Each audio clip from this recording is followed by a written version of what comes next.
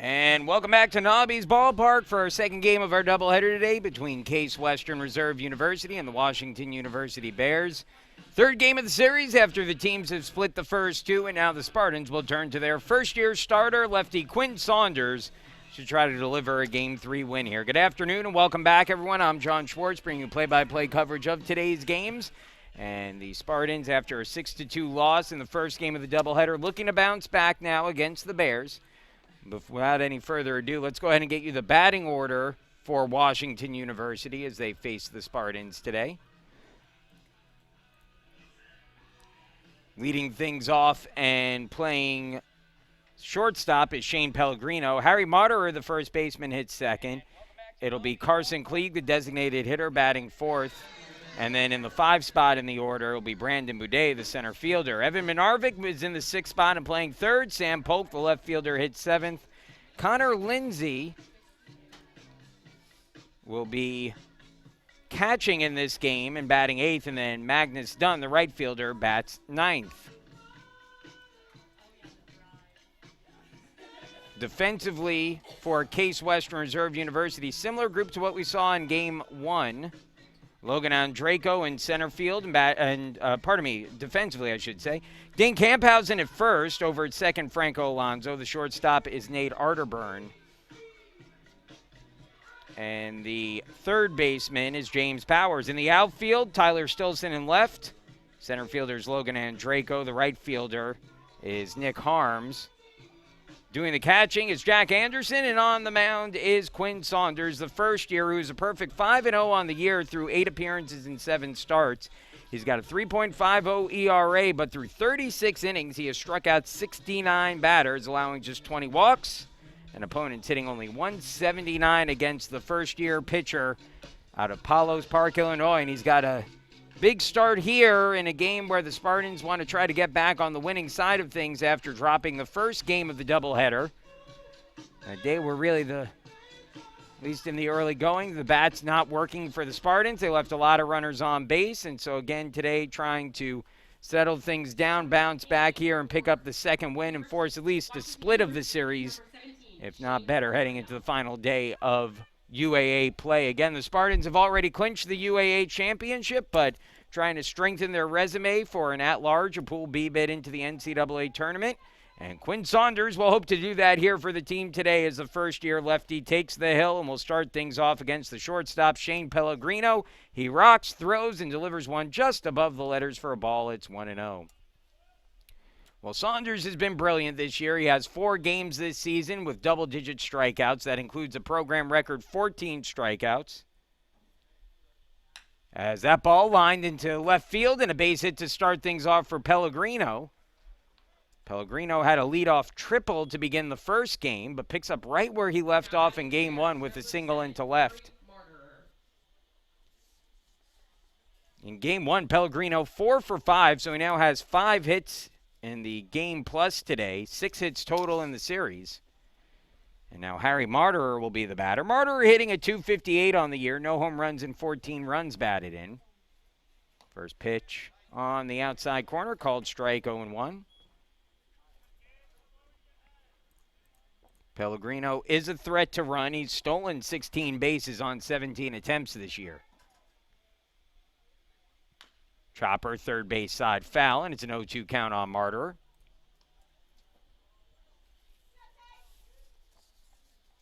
Martyrer 1 for 4 with a run and an RBI in the first game of the doubleheader.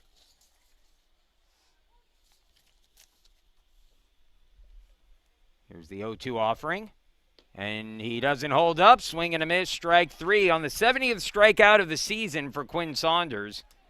He is rapidly approaching the program record for strikeouts in a season. Could potentially get there today.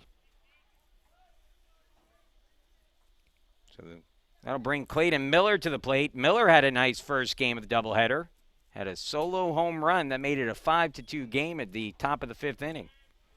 Takes that pitch outside. Ball 1, 1-0.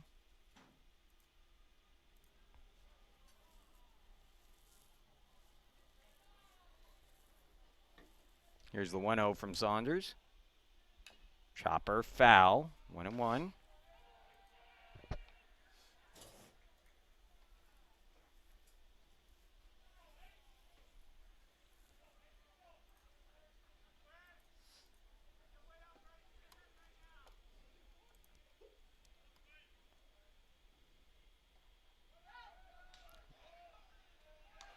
And they have him picked off. And that'll be the first out of the inning. Second out of the inning, excuse me.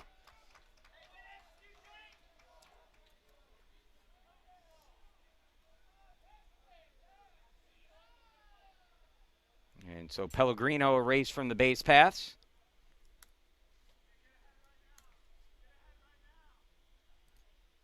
Now the 1-1 offering. Called strike, 1-2.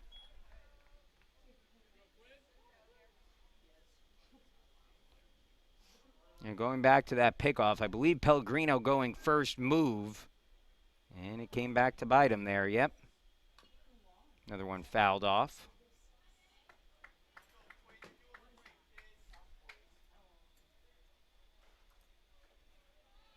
It's actually technically a caught stealing, not a pickoff. Either way, it's the second out of the inning, and now 1-2 count on Miller is Saunders trying for a quick first. Comes up high with the fastball. It's 2-2. So Saunders with the strikeout earlier today, 70 strikeouts on the season. That's good enough for sole possession of fourth place in program history. He's 10 behind Evan Faxon's program record of 80 strikeouts in a season, and he's one closer there, now just 9 away after 2 strikeouts and a scoreless first. We'll move along into the bottom of the inning. Scoreless between Case Western Reserve and WashU, and the Spartans will attempt to take early control of this one. We've seen runs in the first inning of both games. And so the Spartans now will see if they can break through first here.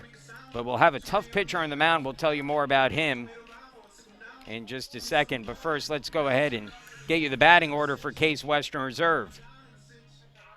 Leading things off, Logan Andraco. Jack Anderson, the catcher, bats second. James Powers playing third and hitting third. And then Nick Harms, the right fielder, hits fourth.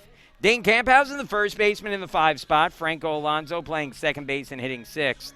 Zach Carinci, the DH, hitting 7th. Tyler Stilson getting the start in left, will bat 8th. And then Nate Arterburn, the shortstop, will hit 9th for the Spartans. That's Andraco, Anderson, Powers, Harms, Camphausen, Alonso, Carinci, Stilson, and Arterburn. For WashU, defensively, first baseman is Harry Moderer, second baseman Clayton Miller. The shortstop is Shane Pellegrino, and the third baseman is Evan Minarvik. In the outfield, Sam Polk left. Center fielder is Brandon Boudet. The right fielder is Magnus Dunn. Doing the catching, Connor Lindsay, and on the mound will be Will Henkel, who has been very good for the Bears this season. Henkel, who wears number 16, a junior lefty out of Anderson Township, Ohio, so another Ohio product the Bears will put on the mound here. I believe Anderson Township down by Cincinnati. He's from Turpin High School. On the season, Henkel's been very, very good. 3-2 through 7 starts and a 2.28 ERA through 27 2/3 innings. He has given up 10 runs, 7 of them earned, walked 10, struck out 24. Opponents hitting just 157 against Henkel.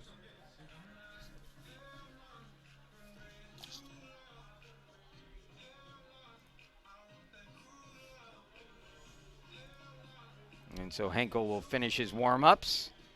And then the Spartans will send the top of their order to the plate. Starting off the inning for your Spartans is number 7, Logan Andraco. So Andraco set to lead things off here.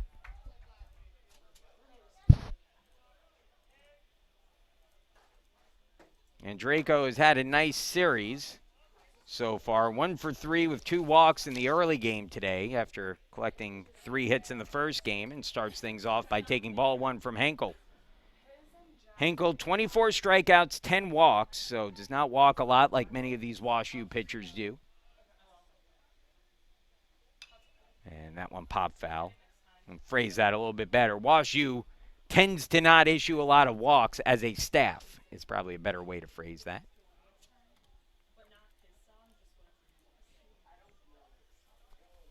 One pitch on the way to Andraco. Lefty-lefty matchup here. That ball hit in the air, deep towards left, but playable out there for Polk, who just in front of the track makes the catch for the out, and there's one gone. So Andreyko flies out to start the game despite sending it a long way to the opposite field, and that'll bring Jack Anderson up. Anderson 1 for 4 in the first game of the doubleheader after going 4 for 4 in yesterday's game. He's hitting at .393 on the year now.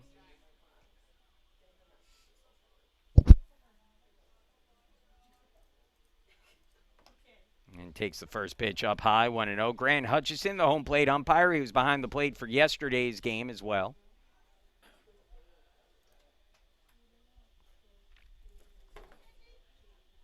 Here's the 1-0 pitch.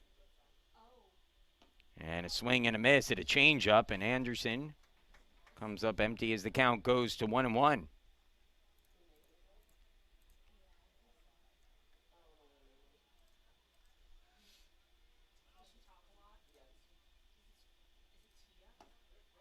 Inside corner for a strike, 1-2 on Anderson.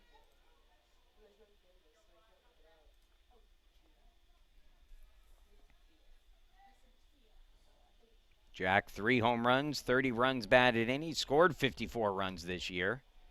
Takes that pitch inside, 2-2.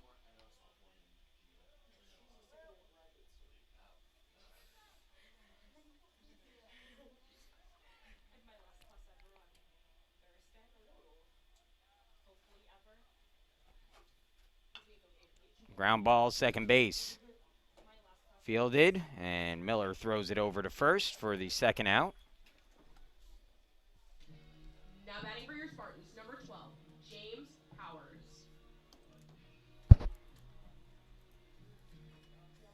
So 2 quick outs for Henkel on the mound. And James Powers now will come up to bat. 2 outs, bases empty, and Powers, who's hitting at .358 on the year, tied for the team lead with 51 runs batted in. Powers 1 for 5, struck out 3 times in the first game of the doubleheader.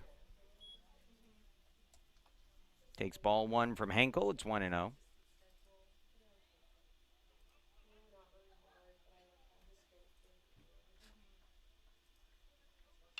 Ground ball, second base.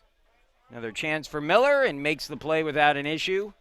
And that will send us to the top of the second in a scoreless game. WashU coming up to bat. There are 4, 5, and 6 hitters.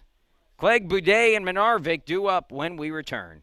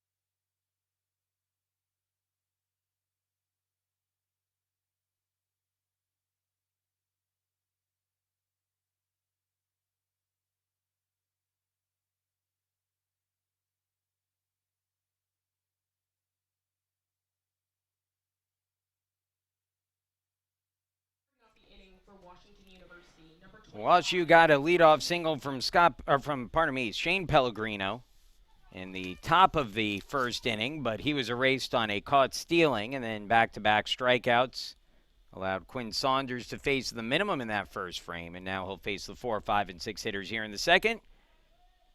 Clegg, Boudet, and Menarvik. Carson Clegg, the designated hitter, batting at .320 on the year. And he takes the slider on the outside corner for a strike, 0-1.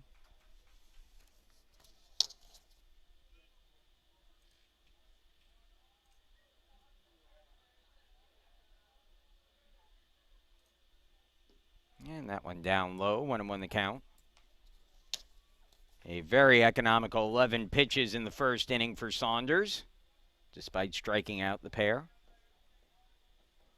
He's up to 71 strikeouts now on the year. Gets a foul tip there, and ahead in the count, 1-2 on Clegg.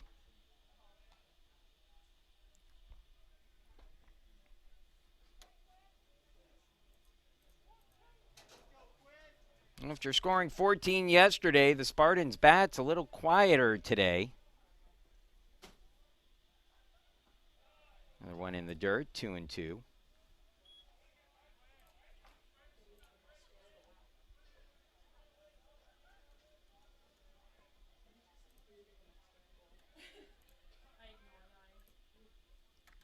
Two-two offering to Clegg. Saunders sets and delivers. Ground ball hit towards second. Alonso there. Throws off his back foot, gets it there in time, and Clegg is retired. They'll bring Brandon Boudet to the plate. Boudet hitting a .301 on the year. 21 runs batted in for Boudet. The left-handed hitter had a really nice first game of the doubleheader. Pardon me, went 1 for 5. I thought he was on a little bit more than that, to be honest with you. Good ball player, though. That one bounced to first. Fair ball. Camphouse is going to have to beat Boudet there. Good job by Boudet getting down that line quickly. But one pitch and one out for Saunders there. Again, keeping that pitch count low. Now batting for the Bears, number 2, Evan Menarvik. And with 2 gone now, that'll bring up Evan Menarvik. Menarvik hitting a .291 on the year. 0 for 5 in the early game today. Now 1 for 8 in the series, but takes a ball there to get ahead in the count, 1-0.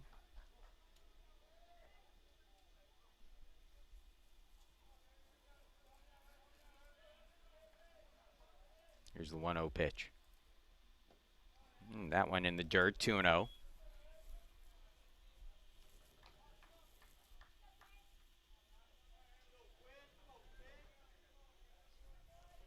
We've seen Saunders throw a bit more recently to Powers rather than Anderson behind the plate.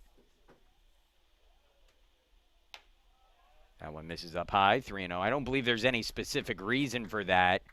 It's more just based on, I think, turn in the rotation.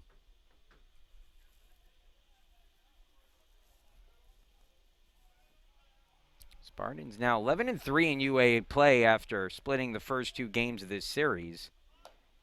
As that 3-0 pitch misses up high, and Menarvik draws the walk. And he's on at first with 2 away, and that will bring Sam Polk to the plate. Polk hitting a .230 on the year. Did not start the first game of the series, went 2 for 5 in the first game of the doubleheader today, scored a pair of runs as well. One of those hits a double for Polk, his 3rd of the year. And he hits that in the air deep towards right. Harms has it lined up and right at the edge of the track. Puts it away for the out. So a 2-out walk issued by Saunders, but is able to work around it simply, and we'll move along into the bottom of the second. The score remains scoreless here between the Spartans and the Bears. Due up for the Spartans, 4, 5, and 6 in their order. Harms, Camphausen, and Alonso when we come back.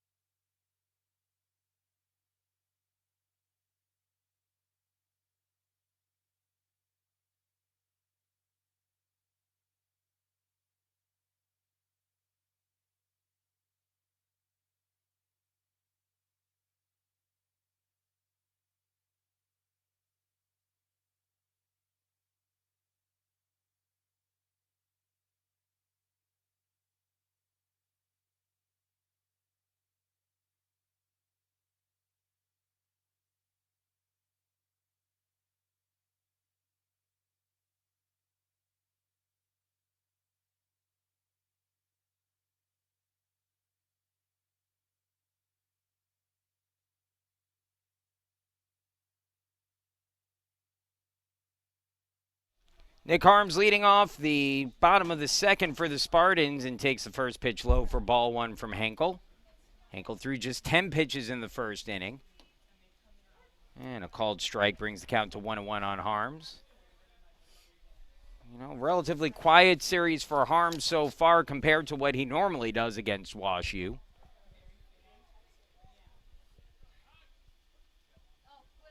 Hits that one hard, but foul down the first base line, 1-2.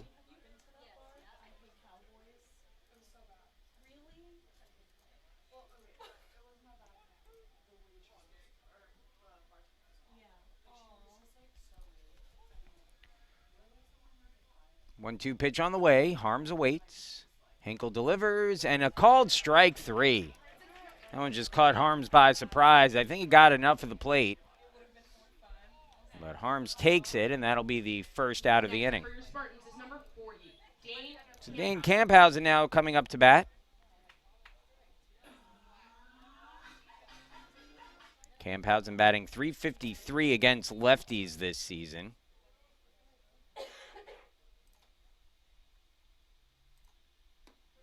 Takes a called strike, and it's 0-1.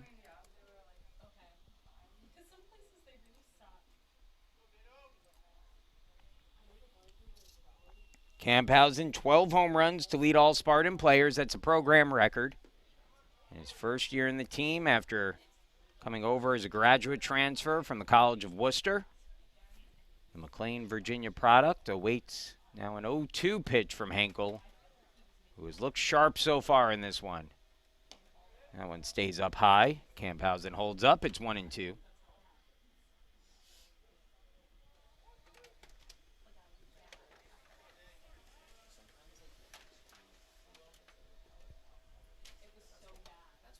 And he just sticks the bat out at that one and fouls it off to stay alive. 1-2 still.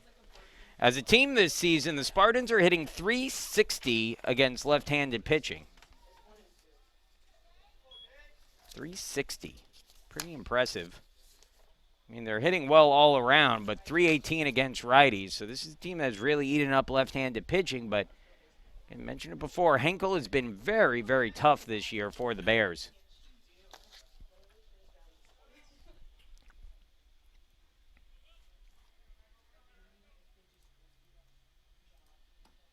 And outside, and the count goes full on Camphausen.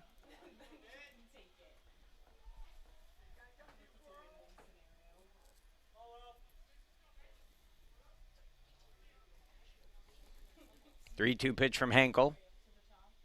And inside, ball 4. So Camphausen draws the walk. First base runner of the day for the Spartans. Next up for your Spartans is number 2, Franco Alonso.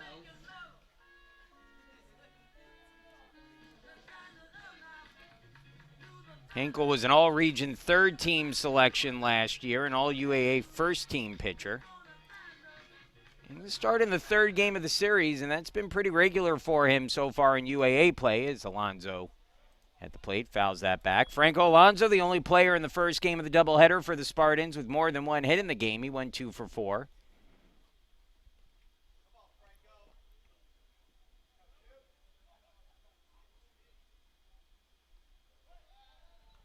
Pickoff attempt. Camphausen dives back in. Henkel has been good, but has not pitched more than 4 innings in an appearance since February 24th. That was his second appearance of the year. One foul tipped, and it's 0-2 on Alonso. How about this? His first 2 appearances of the season, 6 innings against Hendricks, allowed 1 hit, struck out 5. 7 innings against Coe, allowed 1 hit, 1 walk, struck out 6. Little up high, 1-2 now.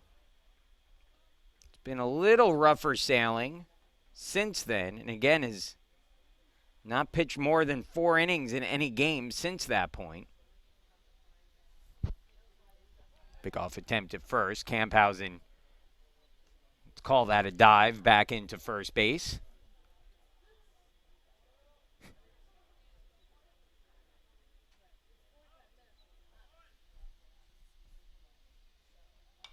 And Alonso pokes that one foul. Camphausen is standing next to the WashU first baseman Harry Martyrer right now, and if you're sitting at home and by a computer, which chances are you are if you're listening to this stream of the game, but Alonso sends that in the air. I'll finish that thought. Right field, Dunn going back and makes the catch, and that'll be the second out of the inning. Go look up the picture of Aaron Judge standing next to Jose Altuve, and that's roughly what that looks like over at first base. Dan Camphausen has about a foot on Harry Martyrer, and that's not a knock on Martyrer. It tells you how big Dane Camphausen is, 6'8", 260. It's a large gentleman down there at first base. Zach Carinci coming up to bat here with 2 outs and takes the first pitch fastball in the outside corner, 0-1. Camphausen on at first. Not really a stolen base threat.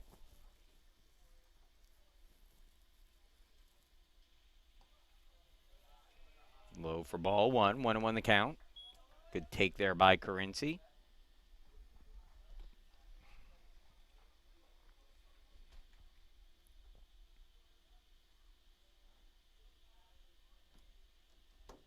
One, and Camphausen was going the wrong way, but didn't get very far off the bag and is able to retreat.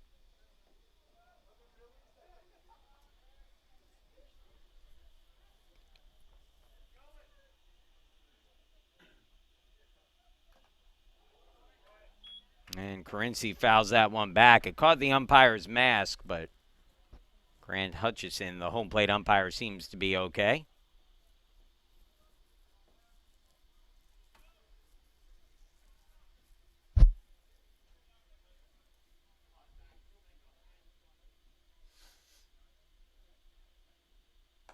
Swing and a miss, strike 3. That'll end the inning. 2 strikeouts in the frame for Henkel, who works around a 1-out walk, and we'll move along to the third. Scoreless here between the Bears and the Spartans. Bottom of the order for WashU, Lindsay and Dunn, the 8 and 9 hitters, followed by Pellegrino when we come back.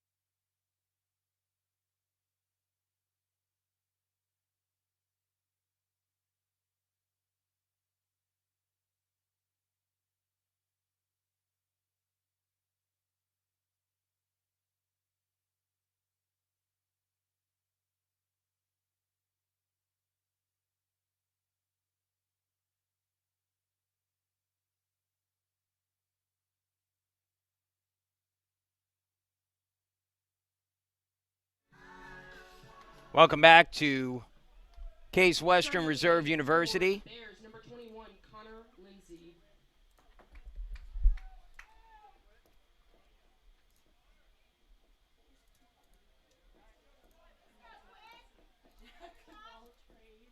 Scoreless game between the Bears and the Spartans. They've split the first 2 games. And that ball hit in the air deep towards left field. Stilson going back of the wall, looking up, and it's gone. Home run Connor Lindsay, the catcher for the Bears, and that's his second of the year, and it gives WashU the early lead, 1-0.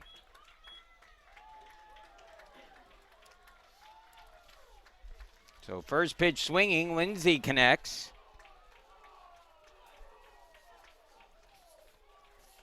And the Bears strike first in this one.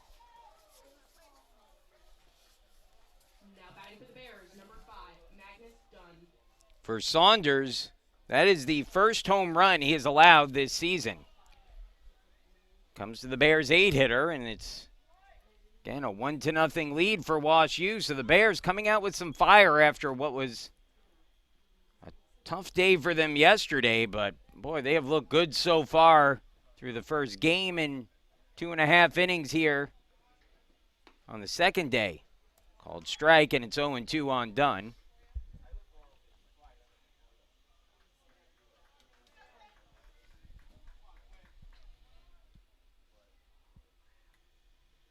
And he hits that one over to second, and it gets through. Alonso was turned the wrong way. Dunn's going to dig for second on that, and he'll pull in safely. Great base running by Dunn.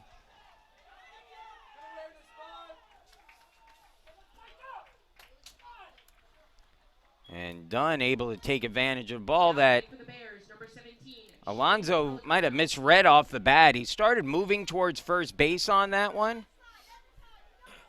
And then by the time he was able to turn and get back to the ball, he couldn't put a play on it. And so that'll be a base hit there. And now the Bears threatening to add on here in the third. Back to the top of the order, and that'll bring up Shane Pellegrino, who's 1 for 1 with a base hit. Takes that pitch down and out. Ball 1.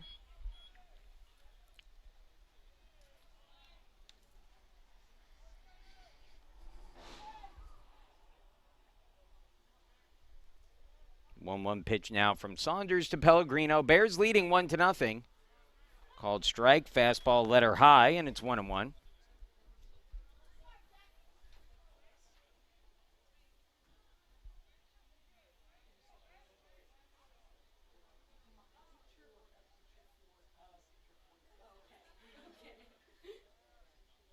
Runner goes, the pitch taken for a ball. Throw goes down, tag is applied, and he's out.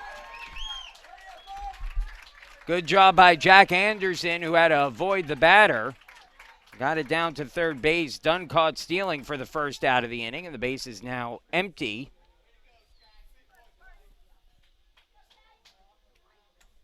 Let's say it's a 2-0 count at the plate, I believe he said. Well, 2-1, I think, if I'm not mistaken. Swing and a miss there. 2-2.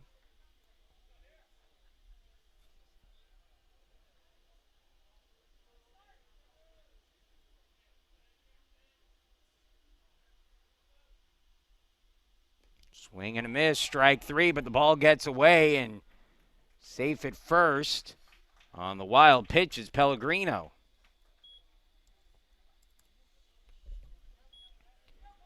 So the first 3 hitters of the inning have all reached base, despite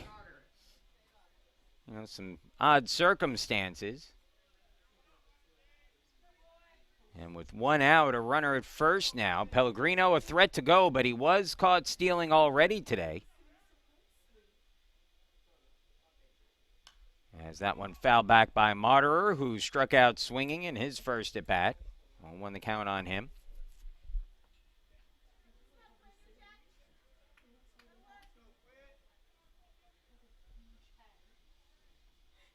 For Saunders, that was his 3rd strikeout of the game. Pitch misses down and in. Ball 1, 1-1. And Saunders coming into the game needing 11 strikeouts to match the program's single-season record set by Evan Faxon 2 years ago. Faxon now a member of the coaching staff. And when taken down and in, it's 2-1.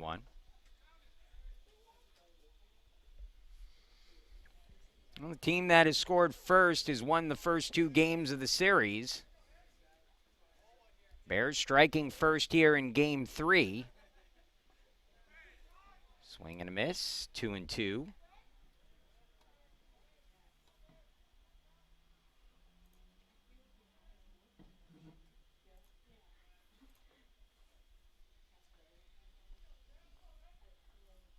Here's the 2-2 pitch. Ground ball hit towards third. Powers has it. He's going to have to go the long way to first. The runner doesn't stop. Camphausen throws the tag, and it's in time to get the out. Double play. Well executed by the Spartans.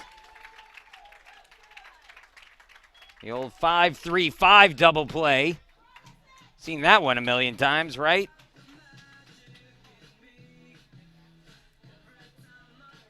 So the inning over.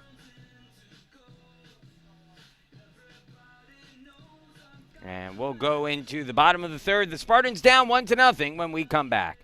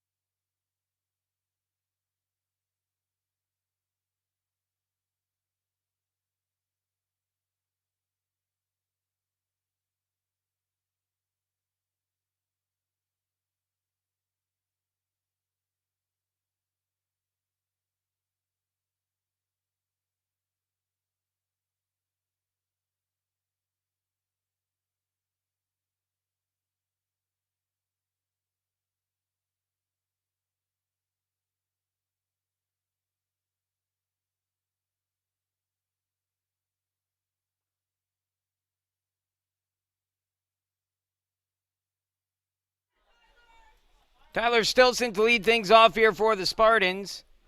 In the bottom of the third, Case Western Reserve trailing in this one now, 1-0. Stilson fouls that pitch back on 1. Stilson didn't play in the first game of the doubleheader. Did play yesterday and went 1 for 4 in the game. He's hitting at .309 on the year. Stilson, a nice first year both at the plate and on the mound.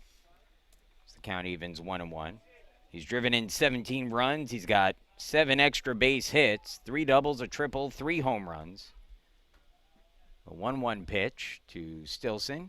And he lines that one, and off the glove of the shortstop, Pellegrino. It goes into left field. A tremendous attempt there by Pellegrino, who's almost able to get to that one. But it goes off his glove for the first hit of the game for the Spartans. So, with nobody out, the Spartans have the potential game-tying run on the base paths, and Nate Arterburn coming to the plate. Arterburn batting at .250 on the year. Nate started the first game of the doubleheader. Squares to bunt here. It comes up, and Arterburn fouls that one off on the bunt attempt. He was just trying to get out of the way, and I believe that one might have caught his hand, and he'll have a second to talk this one out.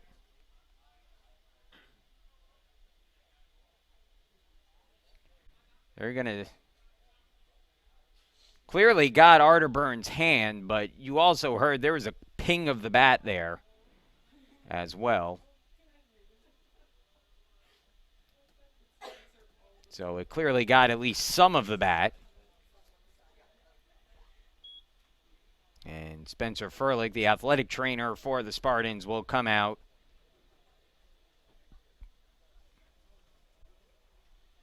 Have a look here at Arterburn. Arterburn, who has been fantastic defensively for the Spartans this year. See if he's okay. Still shaking off that hand. Spencer Furlick, the trainer, is going to probably take a look at that finger, make sure no structural damage done, but Arterburn seems to be fine. It is his right hand that they're looking at. And, of course, concern there is that Arterburn, who throws righty, want to make sure that he's able to grip the baseball. But that might be a problem for in between innings here. And as long as he's capable of swinging the bat right now, it's less of an issue. But, again, I imagine he's going to head back to the dugout and make sure nothing's swollen up to the point that he's no longer capable of throwing a ball in the infield. We'll have to see. Runner at first, nobody out. Arterburn squaring a bunt on the 0-1 pitch and showing on the first pitch of the at-bat and showing bunt again here 0-1. He can pull off a butcher boy. He's going to try that here. The runner goes. The throw goes down to second. The tag is in time.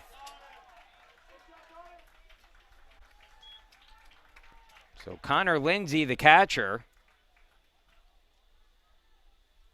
who hit a home run in the top of the inning, throws out the potential game-tying run trying to get into scoring position.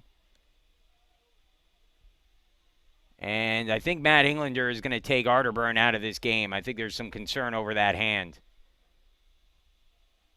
And Arterburn not happy. So the Spartans will bring in a pinch hitter here.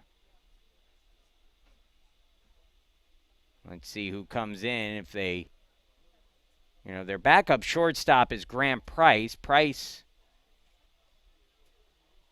not the best bat, so you could go pinch hitter here and then bring Price into the game if you wanted to. Or, and I think that's what they're going to do. Price will be the defensive replacement.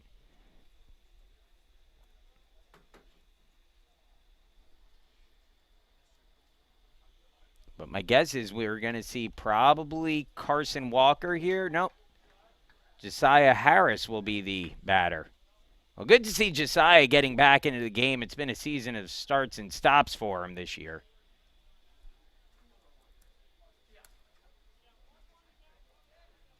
It is a 1-1 count. Now pinch hitting for your Spartans, number 1, Josiah Harris. So Harris checks in as a pinch hitter here. We'll see if he stays in the game or if it's going to be, again, Price who comes in as a defensive replacement. Either way, Harris, who's batting at just 136 in the year and, again, has had some limited appearances this season. And he rockets that one deep towards left field, and that's down for extra bases. Well, he came out ready to hit. Harris turns the corner at first and pulls into second. And, boy, that's got to feel good for Josiah to get things going. It has been such a star-crossed season for him. Now batting for your Spartans, number 7. And so for him to be able to come off the bench and just absolutely rope a double in left field, that is fantastic to see. And so Harris now in scoring position at second base with 1 out, and that'll bring Logan Andreyko to the plate. You know what the Spartans could do in this situation if they want to keep Harris in the game is potentially move Franco Alonso over to short. We'll see what they choose to do here as the first pitch breaking ball misses to Andreyko, who flew out to deep left field his first time up against Henkel. Andreyko has struggled against lefties this season, just 4 of 19 now. It's about a .210 average for the year, give or take a few points.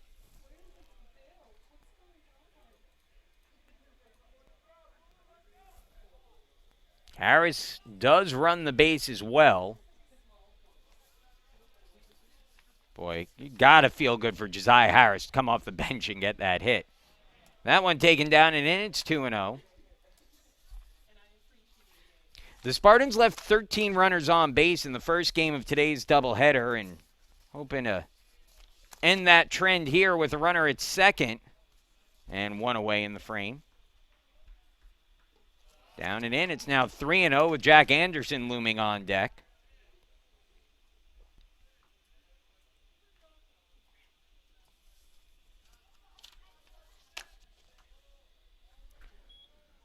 Now the 3-0 offering.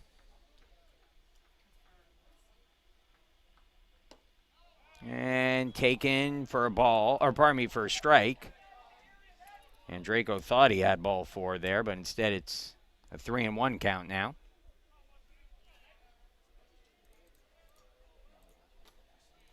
Here's the 3-1 offering. Swing and a miss. Full count, 3-2.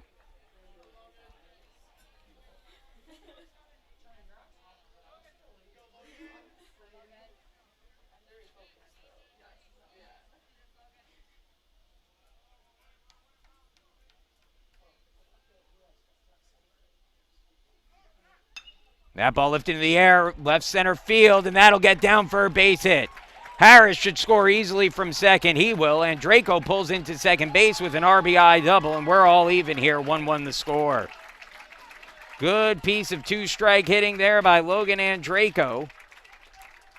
And good base running by Harris, who held briefly before realizing it was going to drop in and then went all full steam.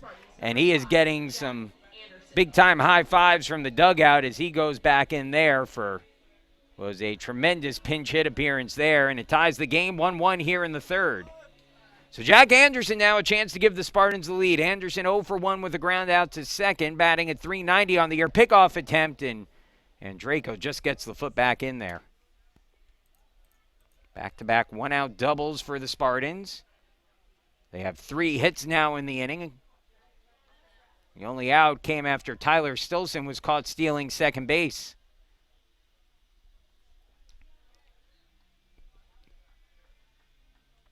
And Anderson hits that in the air, deep down the line and right, but tailing foul, and it's on the other side of that low fence along the right field line for strike one.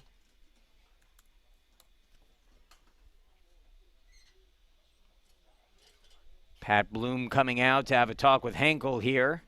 Again, Henkel has not had a lot of long outings lately. Not that he's deep into this game, but up to 43 pitches. Again, the question becomes for the Bears after, again, Henkel has not gotten past 4 innings pitched since February. How long does he get pushed here? He's the best pitcher, or at least starting pitcher, that the Bears have. They have things lined up where Clayton Miller, their closer, is well rested for this game. They've got to get the ball to him first.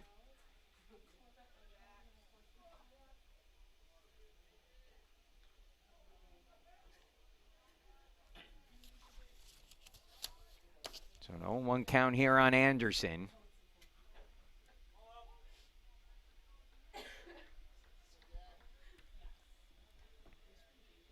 Anderson squares to bunt and fouls it off. It's 0-2. Anderson will do that occasionally. He'll try to sneak that bunt down.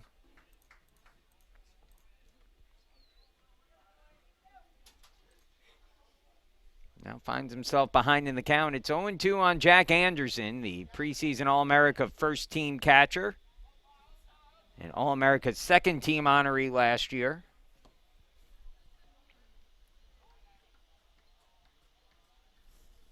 And Anderson just pokes the bat of that ball and grounds it to first base. He'll be out, but does move the runner Andraco up 90 feet. That's just protecting the plate there if you're Anderson. And now with 2 outs, it'll be up to James Powers to drive the runner in from third.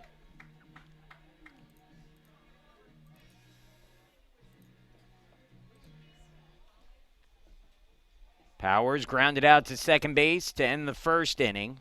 0 for 1 in the game, now batting at .356, leading the team with 51 RBIs this season, and takes a called first strike 0-1. He has struggled so far in this series, and so trying to get things right. For the season against lefties, though, he's batting 11 for 20, a .550 average against lefties coming into play today. Not what you typically see from a left-handed hitter. Muscles that one foul, and it's 0-2.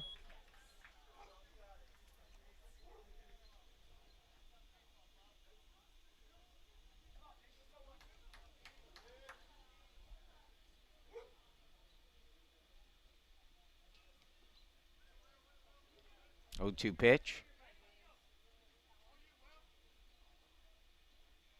Down in the dirt, 1-2.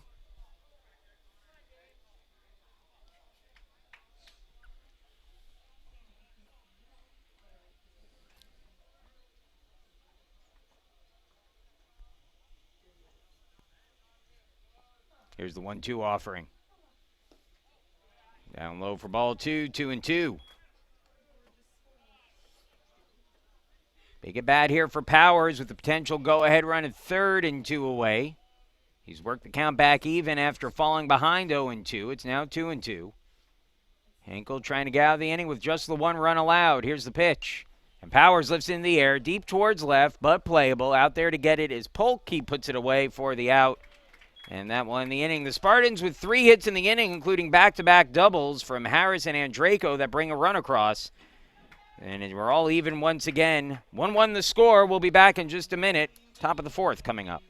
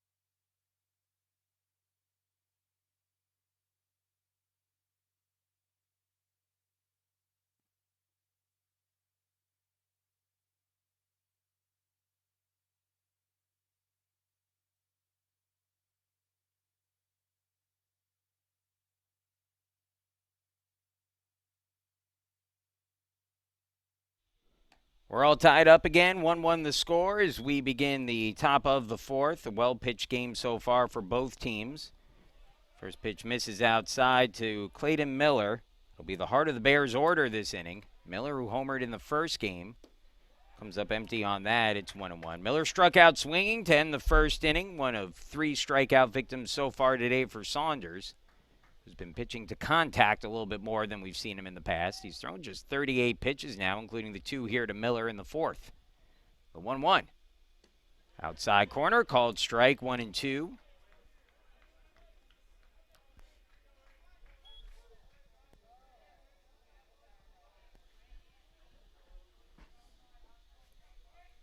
Here's the 1-2 pitch. Ground ball, upper line drive, I should say, but right at third baseman James Powers, who reaches down and puts it away for the out. 1 gone.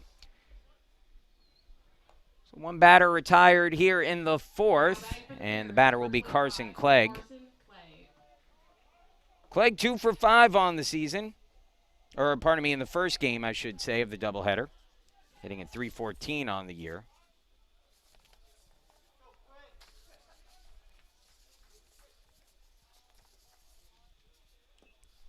Foul tips the first pitch he sees back. And the count at 0-1. Clegg grounded out to second base in his first at bat.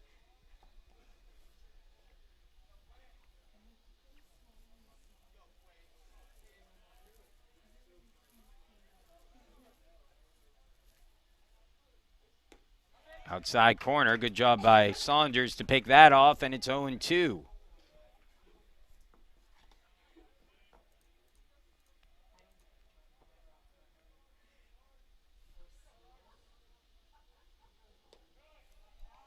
And he tried to get Clegg to fish for something there, but Clegg holds up. It's 1-2 still. First-year matchup here. The first-year Quinn on the mound. The first-year designated hitter, Clegg at the plate.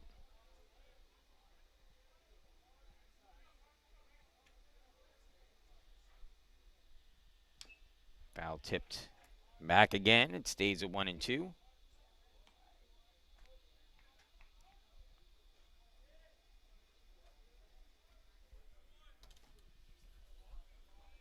See if Saunders can come up with a pitch here to retire Clegg.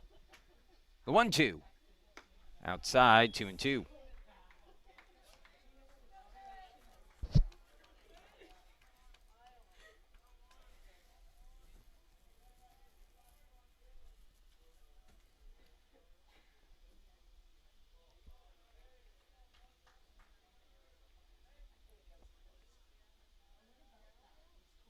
Two on the way. And that's, I guess, ball 4 on that outside corner. I thought I had it at 2-2 here, but I guess, yeah. It should be a full count. That's what Matt Englander is arguing here. Yeah, they're going to call him back. So Clegg will have to return.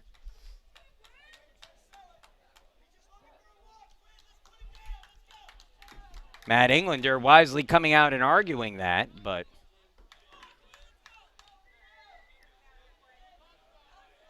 you know, the umpire, Grant Hutchinson, saying, hey, I knew what it was. It was the batter that was running down there, but to be fair, Hutchinson didn't put up much of a fight as that one back up the middle and threw for a base hit. So Clegg reaches anyway, then a single up the middle. And he'll be on at first with one away for Brandon Boudet. Boudet grounded out to first base in his first at bat.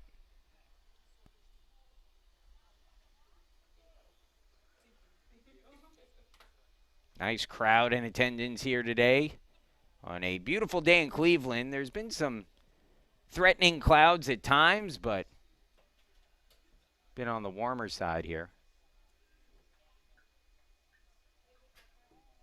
Matt Englander arguing something here. I'm not sure what.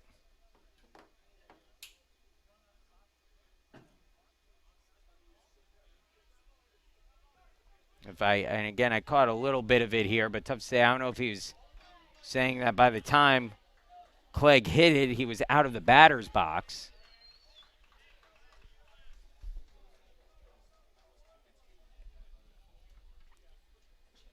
Now squaring a bunt as Boudet pulls it back and takes a called strike, 0-1. One out, runner at first for the Bears in a 1-1 ball game.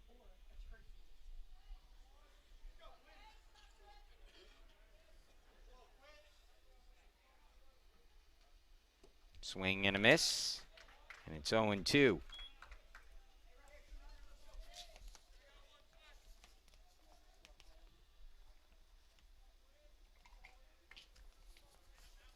Note with Boudet at the plate, Saunders this season has a swing and a miss there, strike 3. Saunders has held lefties to an .053 average entering play today. That's one of 19 on the year. Now batting for the Bears, number 2. Bears hits today.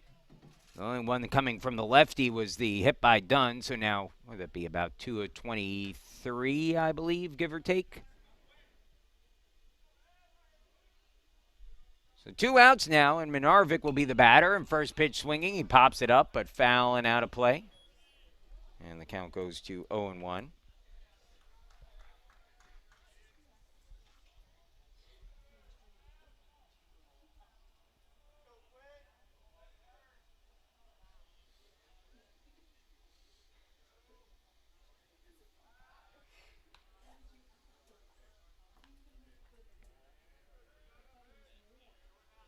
Owen won the count, 2 away, runner at first. The Bears and the Spartans tied at 1, second game of the day.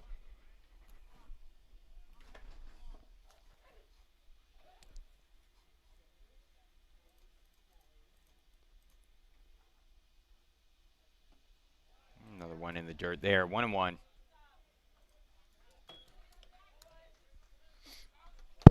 The other UAA series this weekend going down in Atlanta between Emory and Brandeis. Again, this is the last weekend of UAA play. NYU is in the clubhouse. They finished the season, I believe, with an 8-8 record. Chopper, third base side foul.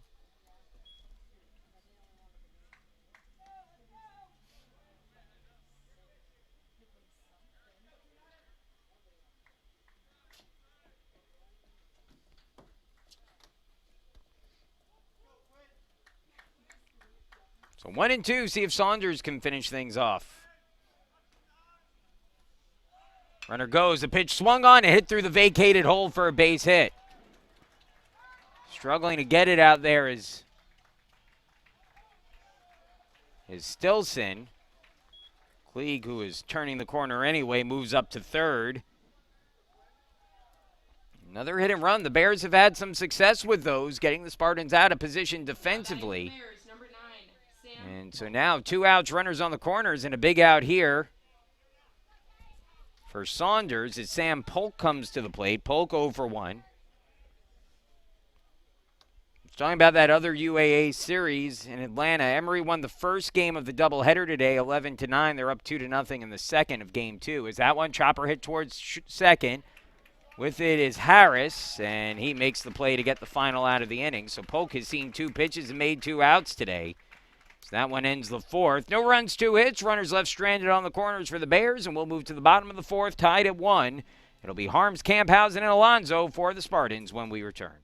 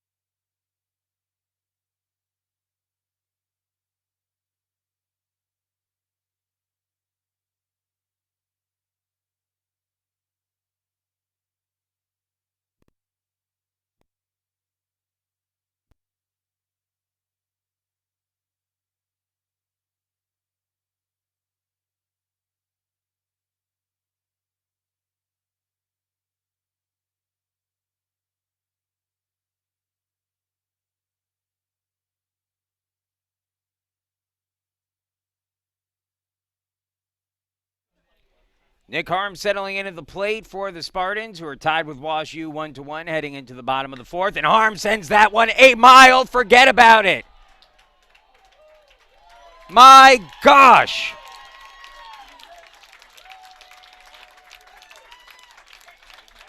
I don't know what to say about that one.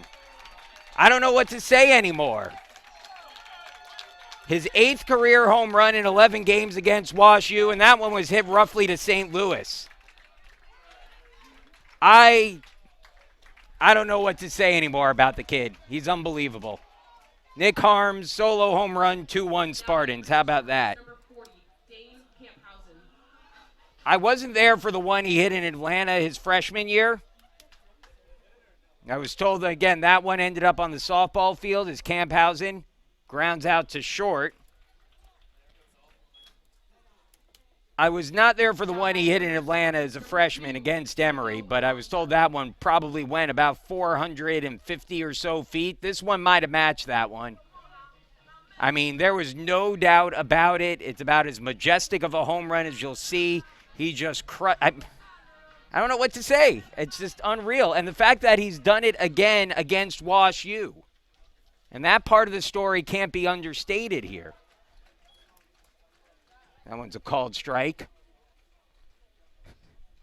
I feel bad for Sean Liang and Austin McGowan, the 2 Spartan pitchers who are trying to go out and find that baseball right now. Now that one hit deep towards right field by Franco Alonso. That's back at the wall and off the warning track. Alonso pulls into second base with a double.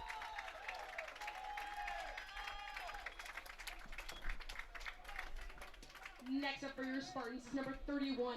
The 31st career home run for Nick Harms, the 11th of his season, and that matches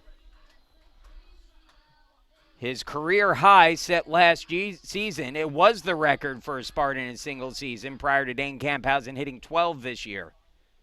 So now Zach Carinci with a runner at second and one away. And that ball lifted into the air towards the gap, right center field, closing it is Boudet, and he makes the catch for the out. Well, the Spartans are just seeing Henkel better right now than they have all game long. Next up for your Spartans is number 10, Tyler Stilson.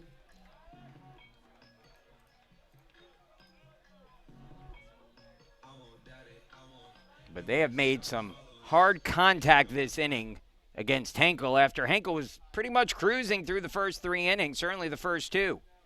It'll be up to Tyler Stilson now with 2 away and a runner at second. And he takes the first pitch fastball for a strike on the inside corner, 0-1.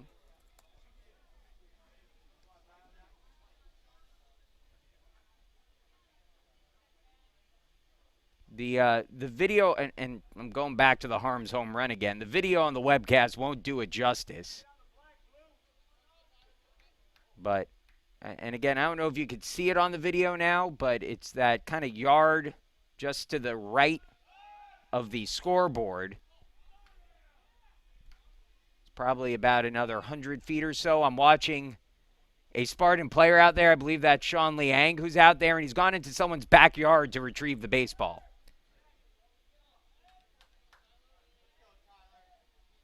Like, what do you even say about a home run like that by a Division III baseball player?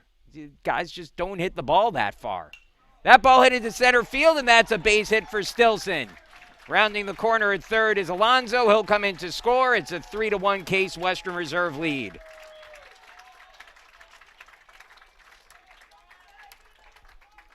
Third hit of the inning for the Spartans for Stilson, his second hit of the game. And now Josiah Harris will be the batter. Josiah, after Nate Arterburn was hit on the finger, came in on the first pitch he saw of that at bat. Harris doubled off the wall and left and came around to score the game-tying run for the Spartans. That was last inning. Called strike to Harris. It's 0-1. It's easy to forget how dynamic Harris was in this offense last season. He hit second most of the year for the team. He hit for good power. He stole bases. He hit for an average above 300. You forget because, again, this season has been so star-crossed for Josiah how good a baseball player he was for this team last year. If he could somehow find a way to get back to form, I mean, what an offensive piece this team would be adding. And Stilson takes off for second. The throw not in time. And that'll be a stolen base for Stilson. So Stilson getting a little bit lucky. He was almost caught stealing for the second time today, but that's why you do what he did there, is that even when you're picked off on a situation like that, just put your head down, run hard, and try to get to second base as quick as you can. Put pressure on the defense. So he's now in scoring position for Harris, who could drive him in with a base hit. For Stilson, that's his third steal on 6 attempts this season. The 0-1 misses outside to Harris, and it's 1-1. Josiah last year absolutely ate up left-handed pitching. But again, it's just had limited bats overall this season. It was 0-2 against lefties coming into the game. Now 2-1 on Josiah.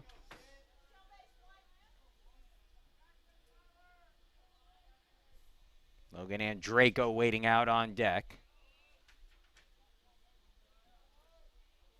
2-1 pitch on the way.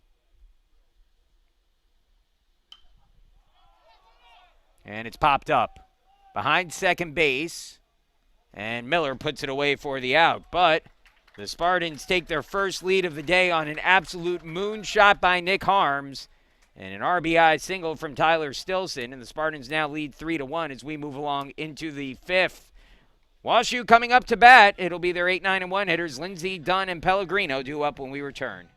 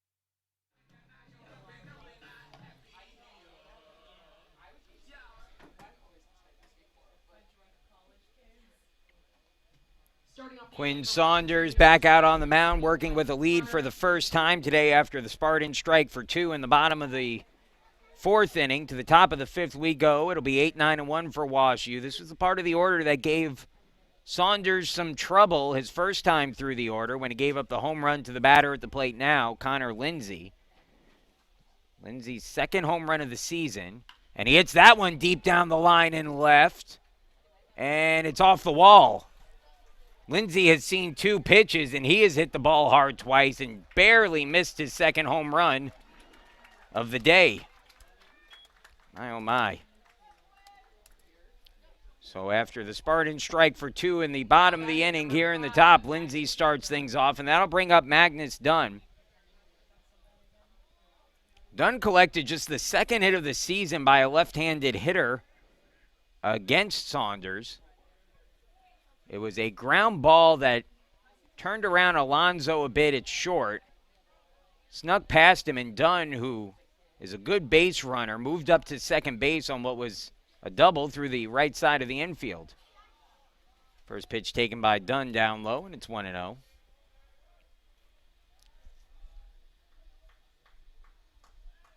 Like I said, I made this comparison in the first game. He reminds me very much of Brett Gardner, the former outfielder for the Yankees.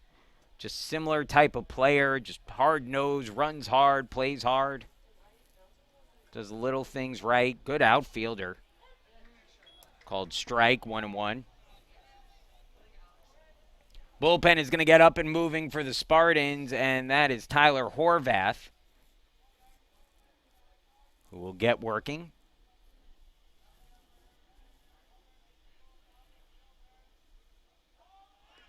And that went in the dirt, and that'll allow Lindsay to move up 90 feet. So on a wild pitch, Lindsay takes third. Wild pitches have been a bit of an issue for Quinn Saunders this year. That's his 12th of the year. And again, considering he's really hasn't allowed a ton of base runners, 12 wild pitches is a decent amount.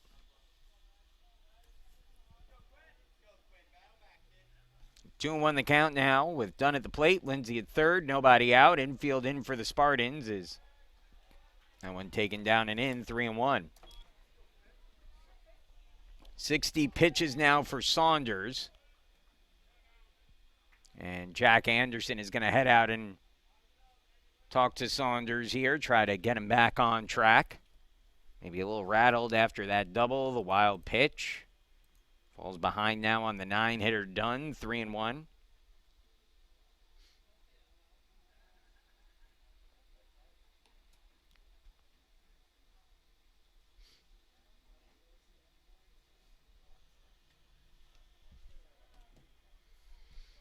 Let's see if Saunders can lock down here. Each team with 6 hits, 3 runs across for the Spartans, 1 for the Bears. Teams have split the first 2 games of the series. Series will wrap up tomorrow at 11 a.m. And that's right down Main Street for a strike. Full count on Dunn, 3-2. Good curve there. That kind of sweepery curve that Saunders throws. Shakes off a few signs. Let's see what he comes with here. 3-2, nobody out. And may have been a change up there, foul back by Dunn. Count stays at 3-2.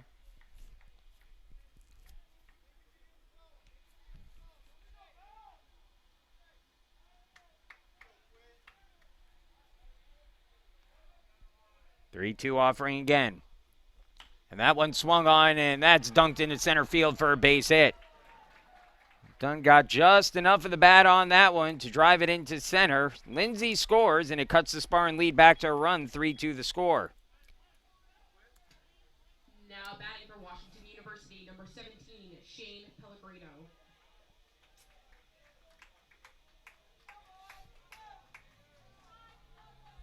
So Shane Pellegrino now coming up, the leadoff hitter for the Bears. 1 for 2 in the game. Reached base twice, though. A single in the first inning, was caught stealing.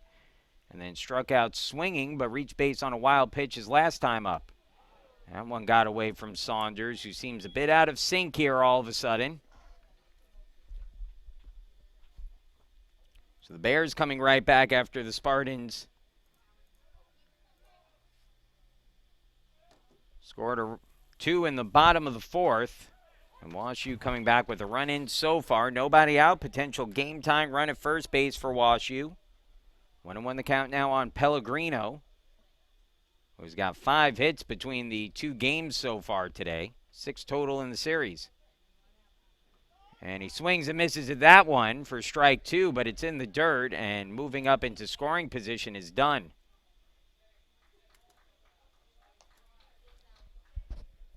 So Dunn at second base now. How about Dunn, by the way, who now has 2 hits as a left-handed hitter against Saunders after Saunders, who had allowed just 1 hit to a lefty all year.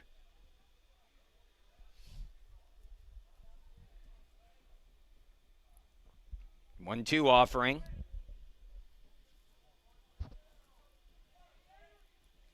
Pitch number 67 from Saunders. And a swing and a miss, strike 3.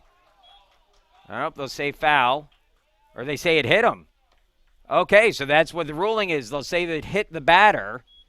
And because he swung at it, he's out swinging.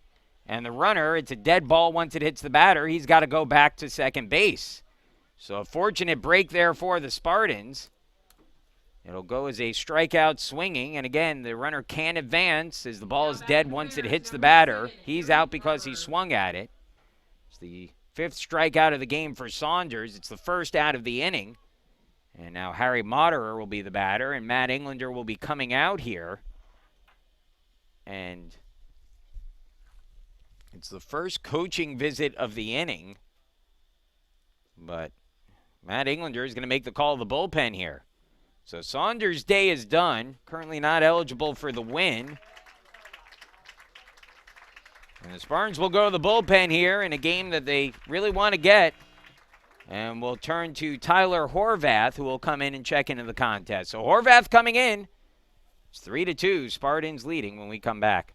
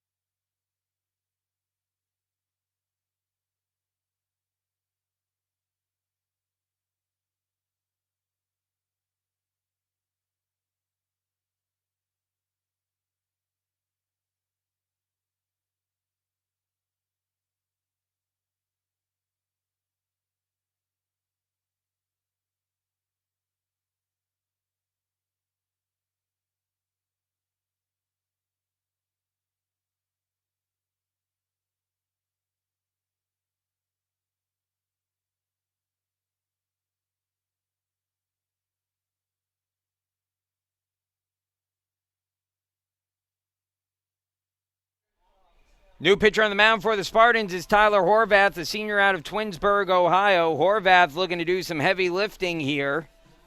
Checking into the game. Horvath making his 14th appearance of the season. No record of 4.13 ERA and 4 saves. In 24 innings of work.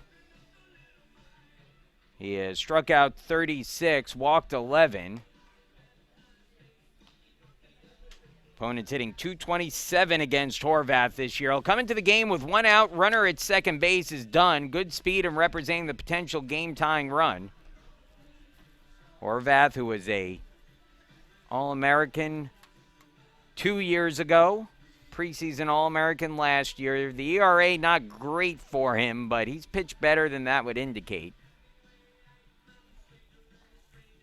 And we'll have an opportunity here to try to do much like we saw Hank Weiss do for WashU in the first game. I think you can expect Horvath to be used similarly here in relief of Quinn Saunders. Saunders responsible for the runner at second base still. Horvath will try to strand him there, as Harry Martyrer will be the first batter he'll face. Martyrer 0 for 2 in the game. Struck out swinging in the first and ground into a 5-3-5 double play in the third.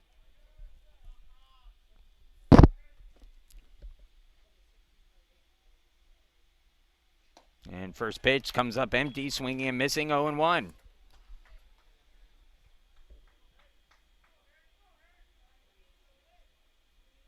Spartans holding on to a 3-2 lead, trying to keep it that way. Potential game time run in scoring position with good speed and Dunn over at second.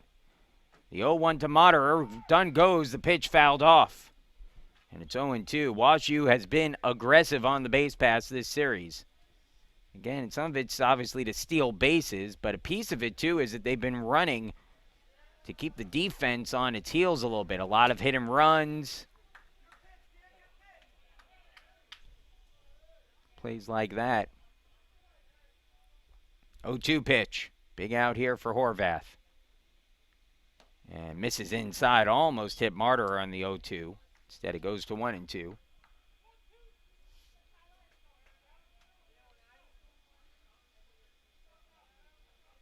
WashU has action in their bullpen. I believe Townsend Stevenson warming up. Runner goes again. The pitch taken. Throw goes to third. The tag is not in time. So Dunn steals third. He moves up 90 feet.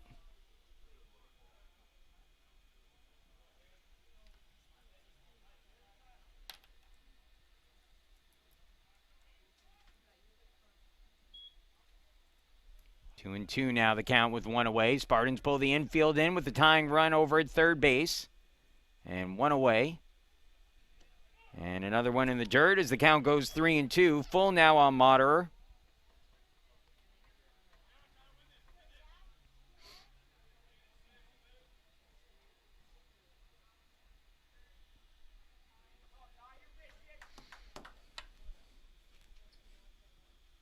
Three-two pitch. And on the outside corner with the fastball, called strike three. Moderer down looking.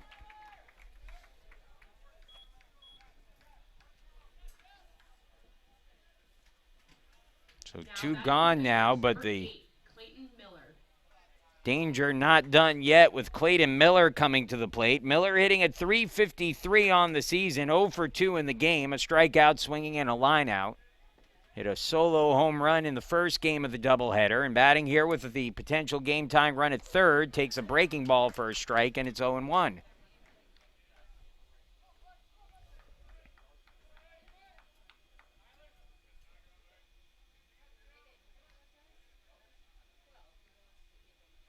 Horvath's 0-1 pitch.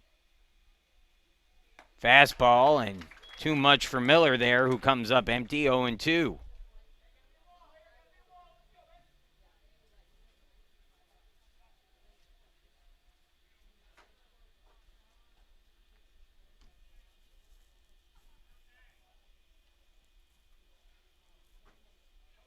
O2 offering from Horvath. And it's hit in the air. Right center, playable in front of the scoreboard, and Draco puts it away. And the inning is over. So WashU gets a run back, but leaves the potential game-time run stranded at third, and we'll move along into the bottom of the fifth. The Spartans leading 3-2. Top of the order for Case Western Reserve looking to add on, and Draco Anderson and Powers due up when we return.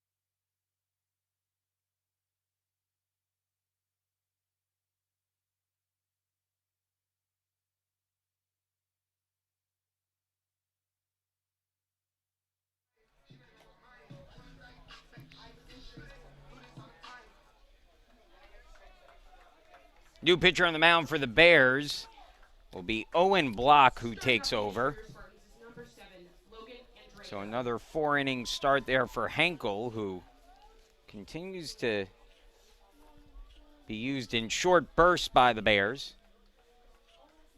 Block, the new pitcher, first year out of Nashville, Tennessee, the University School of Nashville, 6 foot tall, 165 pounds. First pitch breaking ball misses outside, 1-0.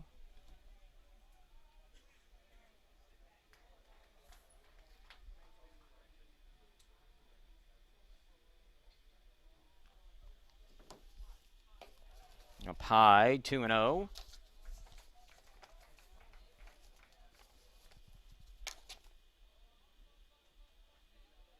Logan Andreyko leading things off here against Block. Takes a called strike. Andreyko 1 for 2, drove in the first run of the game for the Spartans with an RBI double his last time up. Block on the season making his 13th appearance overall. It's his 11th out of the bullpen.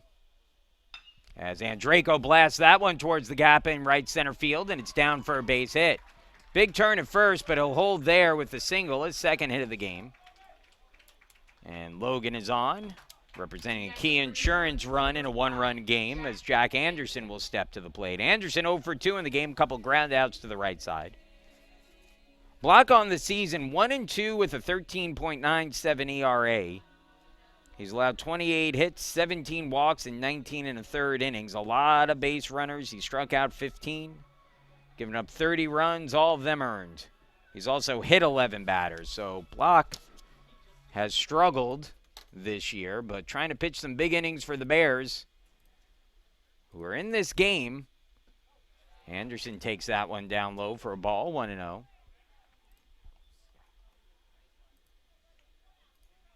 Bears have gone to him often, but again, Block has struggled at times. Gave up 3 runs against Emory in UAA play. 3 runs in 2 2/3 innings against NYU. Gave up a run against Brandeis.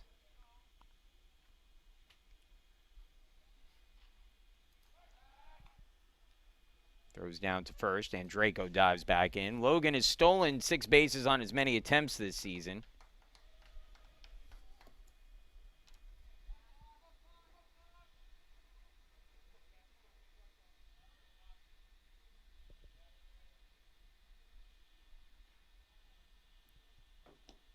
In the dirt, 2-1.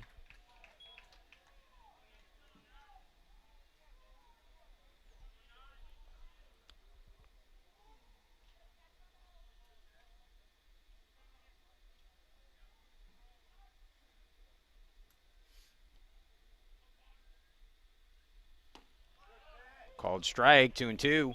Good fastball got underneath Anderson's hands. Runner at first, nobody out. We are in the bottom of the 5th inning, and it's a 3-2 Spartan lead over WashU.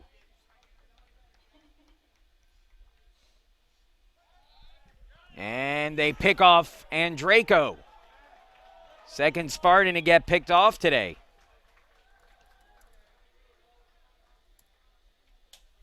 And that'll be the first out of the inning. You know, this is a WashU team that does a lot of the small stuff right, and that's a great example of it right there. A really good team. Their pickoff moves tend to be pretty good. Anderson lifts that one down the line in right field, and it is foul. Not by much.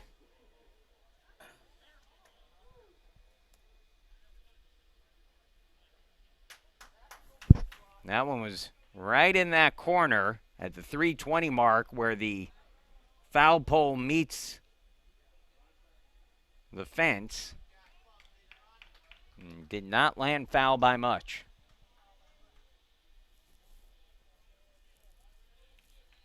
Anderson had to run a long way there. He'll take a breather. Now settle back in. The count's still at 2-2. Anderson's done a good job taking the ball the opposite way all series long. 2-2 pitch. And he gets tied up by that one. He holds. And it's a full count, 3-2. James Powers waiting out on deck. Nick Harms to follow. And that one hit hard and threw for a base hit. Jack Anderson with his first hit of the game. And he is on at first. 2 hits in the inning for the Spartans with the pickoff. 1 out and a runner at first. Now batting for your Spartans, number 12, James Powers. James Powers will be the batter. 0 for 2 in the game. A ground out and a fly out to left in his 2 plate appearances.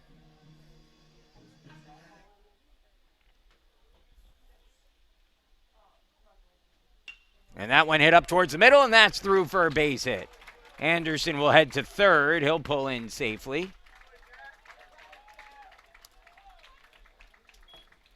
So Powers with his first hit of the game, and that will bring Nick Harms to the plate.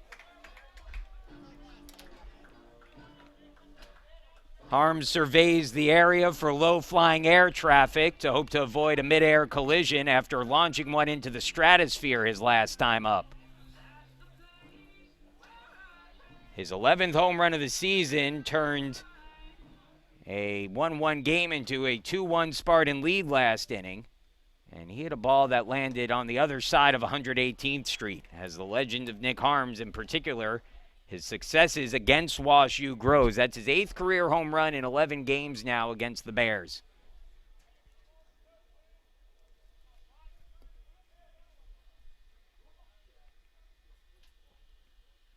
Oh, 1 pitch to Harms.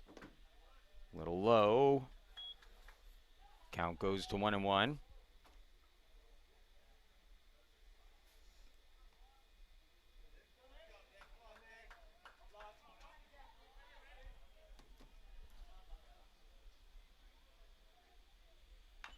And Harms got on top of a breaking ball, fouls it off. It's 1-2. First and third for the Spartans. Nick Harms at the plate looking to add on against Owen Block, who's into the game, pitching his first inning of relief. Some tough customers here with Harms. Camphausen to follow, the 1-2. And that's up high, 2-2.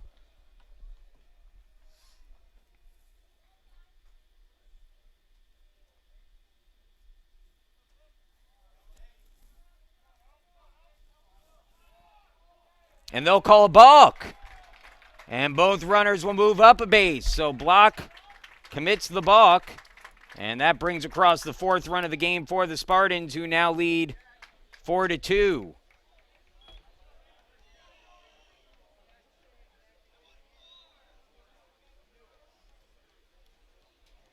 So the balk called by the umpire in the field, Jeffrey Clifford. And now in scoring position at second is Powers, with Harms awaiting the 2-2 pitch. And he swings and misses at the fastball, up and in, strike 3. So 2 gone in the inning now, and it'll be up to Dane Camphausen to try to extend the lead further. Next up for your Spartans is number 40, Dane Camphausen.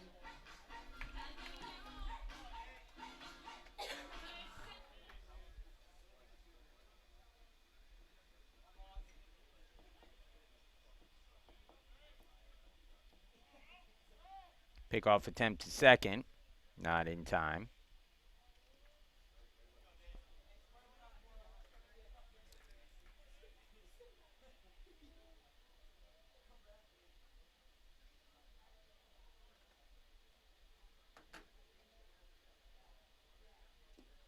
Down low. And it's a 1-0 count, and let's see if the Bears choose to make a pitching change here. Pat Bloom coming out, no signal to the bullpen yet. Someone is walking towards the door for the Bears. They had Townsend Stevenson, the righty, warming up out there. Bullpen door still yet to open.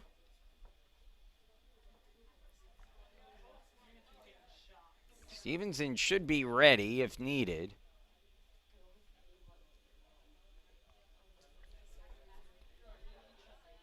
And this will be Block's game, at least for the moment.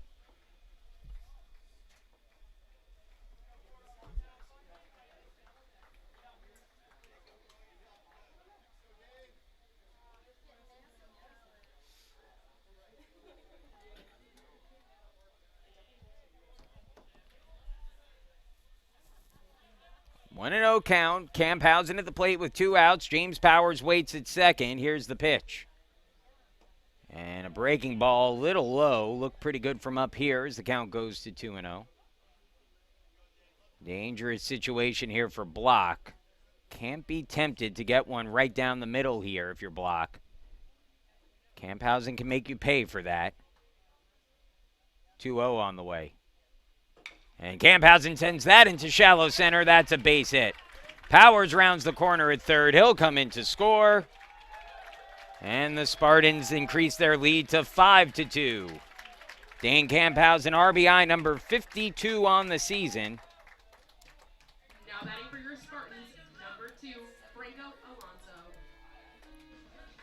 And now Franco Alonso will bat to try to keep the line moving. Alonso doubled and scored a run last inning.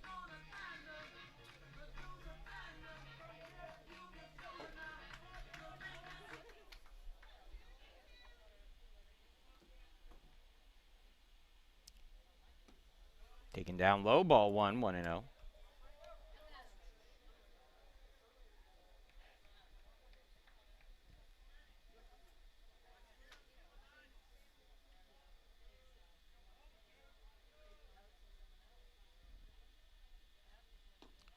That one down Main Street, 1-1. Alonso's got the average up to 325. He's had a nice day today. 2 hits in the first game, 1 for 2 here in game 2.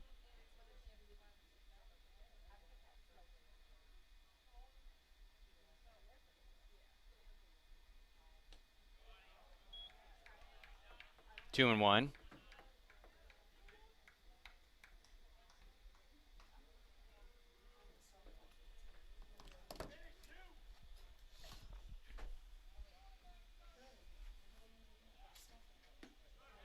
Called strike, 2-2.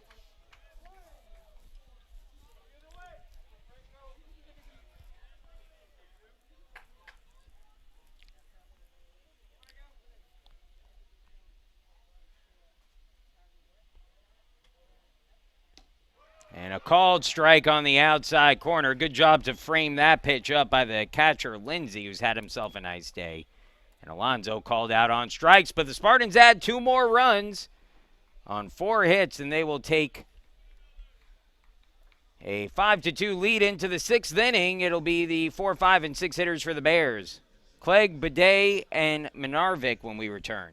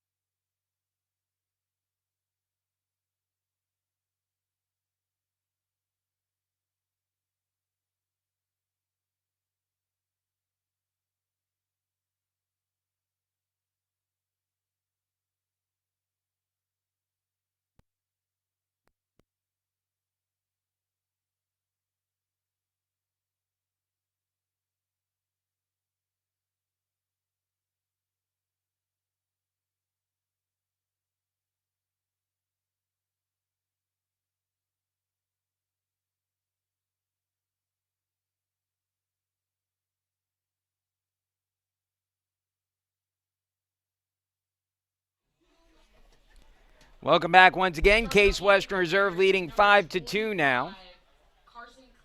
Well, the Case Western Reserve baseball team clinched the UAA championship yesterday. Today it was the softball team's turn, so congratulations to them on winning their 3rd straight UAA championship a few minutes ago over at Mather Park. A couple of the women from the softball team in attendance here now to watch the baseball game. Tyler Horvath on the mound. Starts off Carson Clegg with a ball, and now another one. So it's 2-0 on Clegg. Clegg, Boudet, and Minarvik set to start off the inning for the Bears. 2-0 pitch. Good fastball right down the middle, 2-1.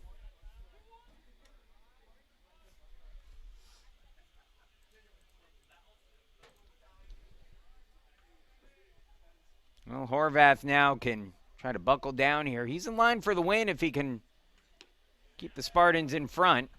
Swing and a miss. It's 2-2.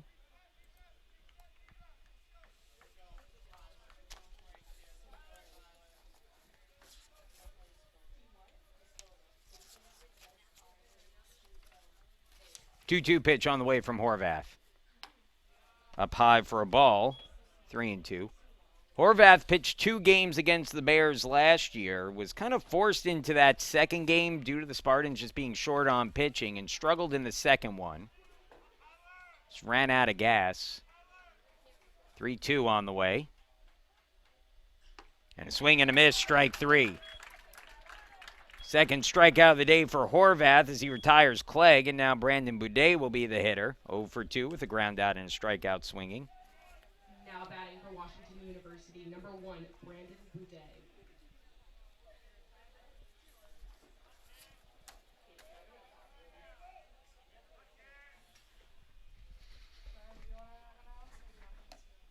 Boudet takes a strike, and it's 0-1.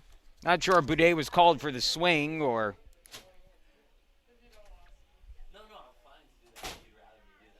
or if it was a called strike. Could have been either way, but either way, it's an 0-1 count on Boudet here. And a called strike at the knees, 0-2.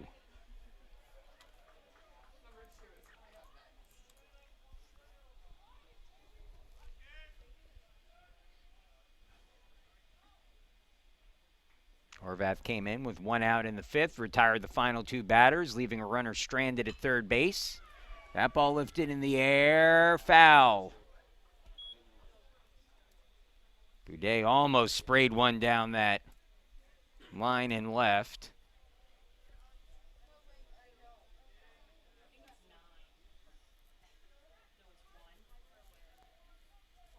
Yeah.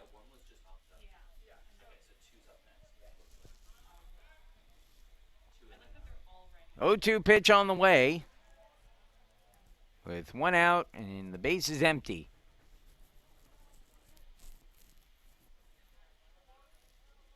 The 0-2. Outside corner called strike 3. Back-to-back strikeouts to start the 6th. And Horvath, looking for a quick inning, will now face Evan Minarvik. Minarvik 1 for 1 in the game, a walk and a single.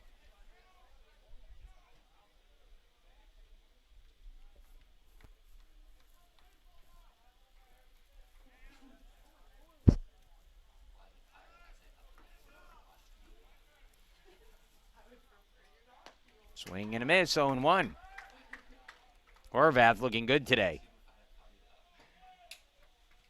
Spartans could probably go Horvath as long as they want today, and tomorrow you're looking at some combination likely of Stilson, Brewer, and Anderson if needed. That ball popped up into shallow right, charging in Harms. He loses the hat, but gets the baseball. Always nice to have friends. Is picking up the hat behind him is Logan Andreyko as they'll head into the dugout, and the Spartans will come back up to bat here in the 6th with a 3-run lead. 5-2 is the score due up this inning for the Spartans.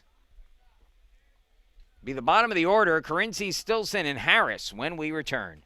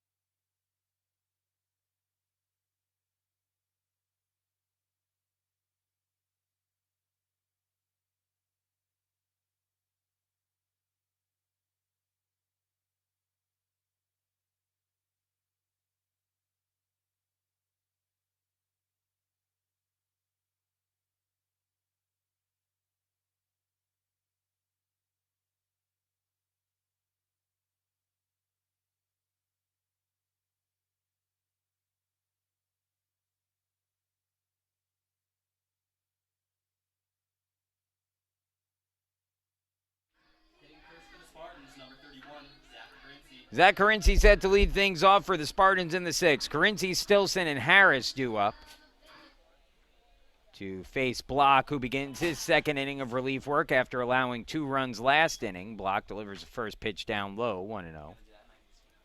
Carinci 0 for 2, a strikeout and a fly out to center.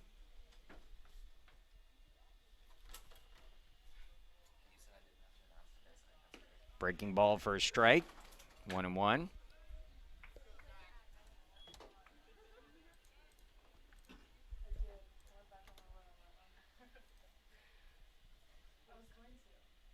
That one lifted in the air, left field, charging in is Polk, and he makes the catch.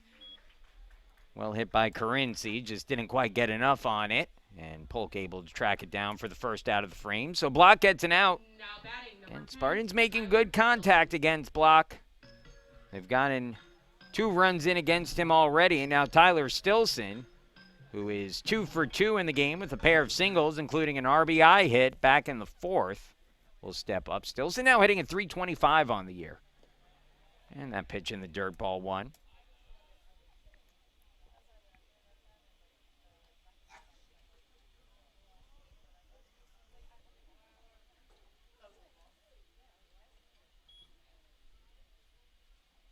Stilson, such a good all-around freshman year. That's up high, 2-0. You know, it's, again, guys get lost in the success of the team, and I think Stilson one of those guys, but how integral he has been to this staff has just been huge. That one lined into right field, and he just keeps getting better and better with a base hit there. 3rd hit of the game for Stilson. Well, the hitting has been good for Stilson today. Base paths have been a little bit of an adventure. He was caught stealing one, should have been caught stealing a second time, but after a throw went behind him at first, he was able to advance to second after an errant throw to try to throw him out at second base. And so now Josiah Harris will step up to the plate here. Harris, 1 for 2 in the game, a double and a pop out to second. Pitches in the dirt, and it's 1-0 on Harris.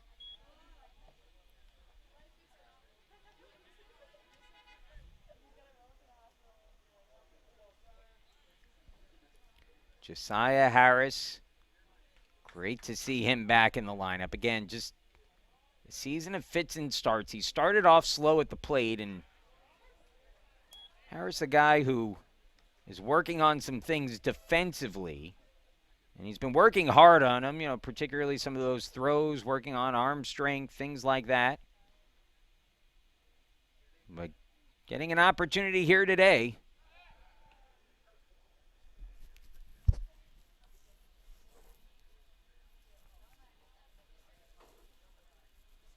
Yeah, Harris, you know, problem early on the year, he just wasn't hitting, and the defense didn't justify keeping him in the lineup. And then, again, battling some injury issues, as that one will drop in for another hit for Josiah. But if his back can start to heat up, that's, again, another game changer. Similar to earlier in the year when Carinci got back in the lineup, and that was really a catalyst for the Spartans. You know, Josiah can be a similar type of addition to this team. So we'll see what he does here. 1 out, 2 on after back-to-back hits from the 8 and 9 hitters for the Spartans. And it'll bring Logan Andraco to the plate, who is 2 for 3.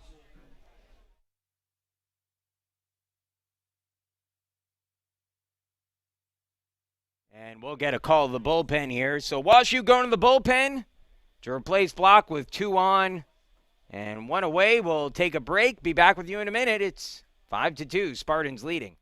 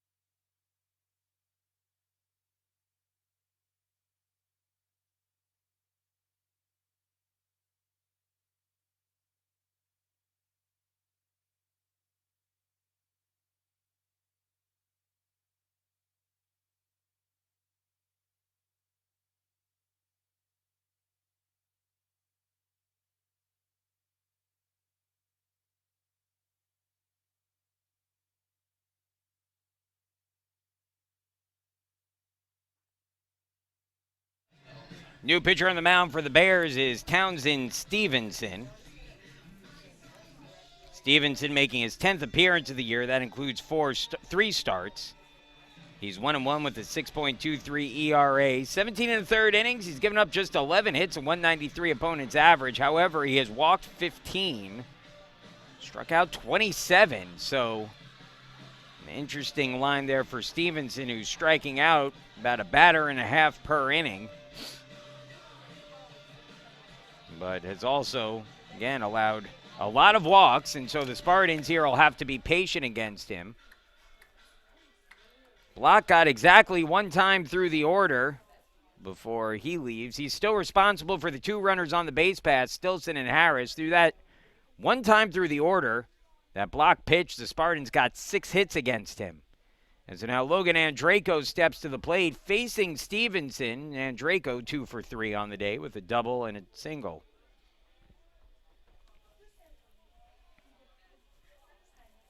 First pitch on the way to Andreyko. Outside, ball 1, 1-0.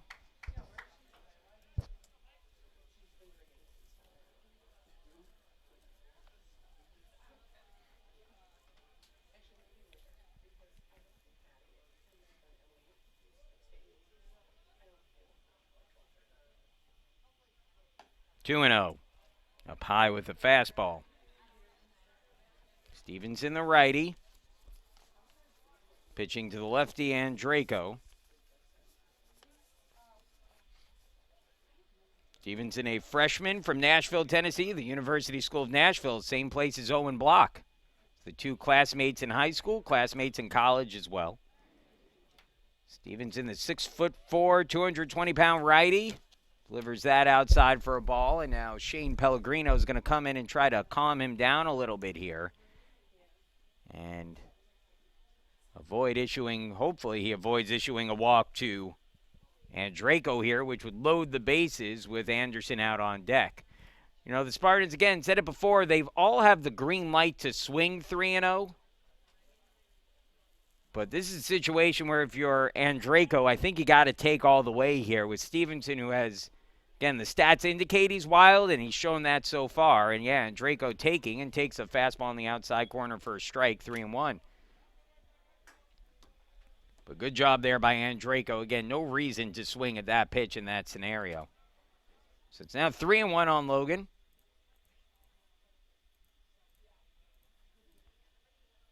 Three 3-1 pitch. And he swings through a fastball, 3-2 full count. So good job by Stevenson to battle back. 1 away, 2 on. The Spartans with back-to-back 1-out singles from Stilson and Harris. They're at second and first base, respectively, with Andreyko at the plate. The 3-2 pitch, runners go, and it's popped up. In foul territory, everyone hits the brakes, retreats, and making the catch is the third baseman, Minarvik, for the 2nd out of the inning. So Andreyko pops out. It's now up to Jack Anderson to try to drive a run in with 2 outs. Anderson got his first hit of the game last time up in the 5th inning, came around to score a run on a balk. He's now hitting at .392 on the season.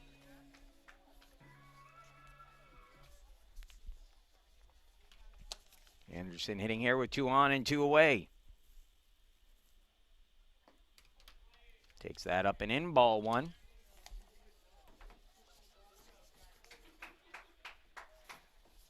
Jack now in the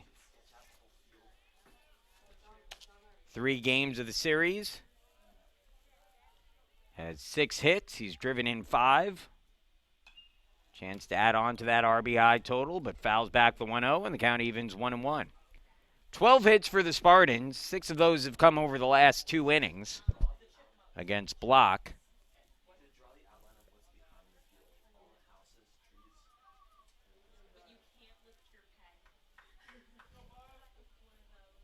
One and one on Anderson.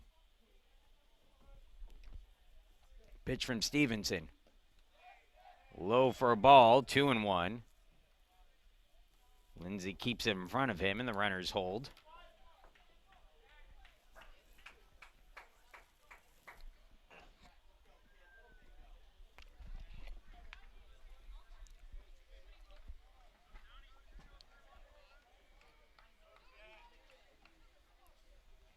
2-1 on the way. Breaking ball, right down the middle. Big hump on that curve there from Stevenson. And that brings the count even at 2-2.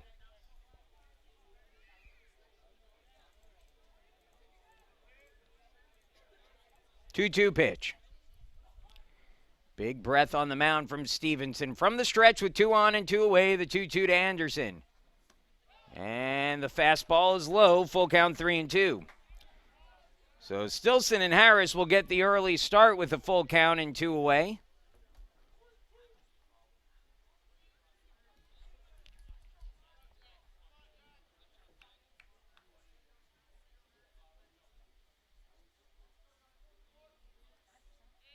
Here's the 3-2, and nope, look back instead.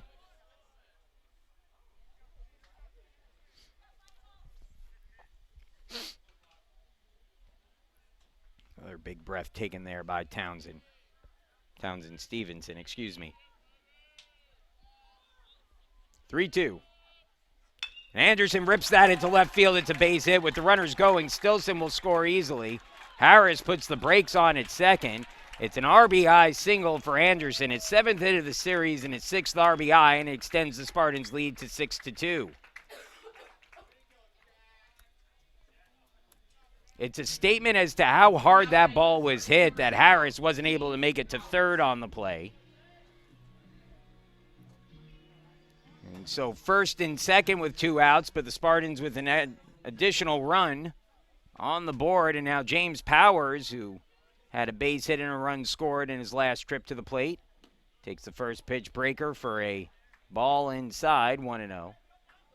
And you can see how Stevenson can be tough. He's a big kid on the mound, throws hard, but also has that big hump curve that he could throw over the plate for strikes too.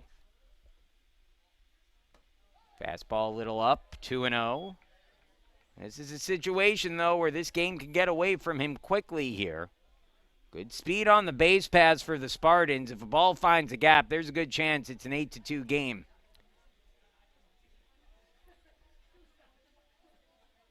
Two-0 on the way. Called strike, 2-1.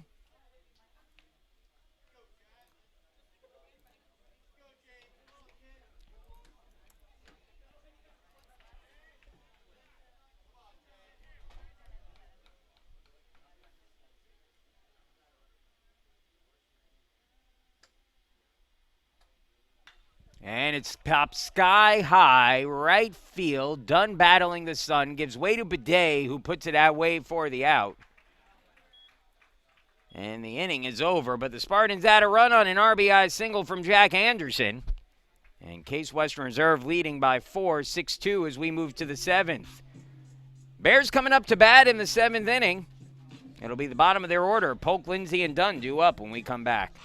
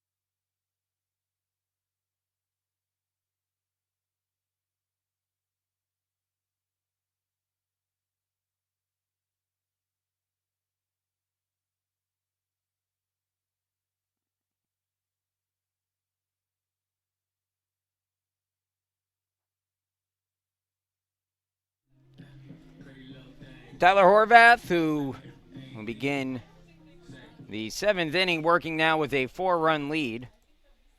Horvath in relief of Quinn Saunders today. So far an inning and 2/3, and he's been perfect. has retired all 5 batters he's faced. And we'll get the bottom of the order here in the 7th. Polk, Lindsay, and Dunn. This has been the part of the order that has caused the most trouble for the Spartans today.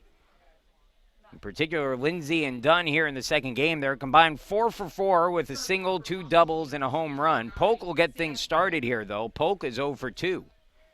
A fly out and a ground out. The fly out ended the second inning. The ground out ended the 4th.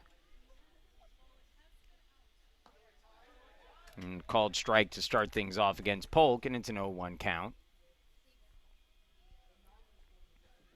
Top of the 7th inning. The 0-1 offering.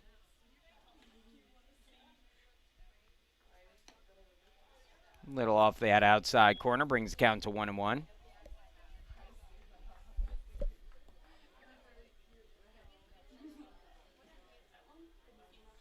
Spartans clinched the UAA championship yesterday with a 14-3 win in 7 innings over the Bears. Swinging a miss at a changeup. It's 1-2 now on Polk.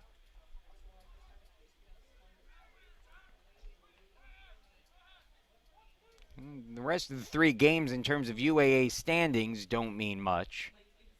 But the Spartans looking to further strengthen their credentials for a potential NCAA bid. As a swing and a miss by Polk, strike 3. You have seen some good stuff from Horvath today.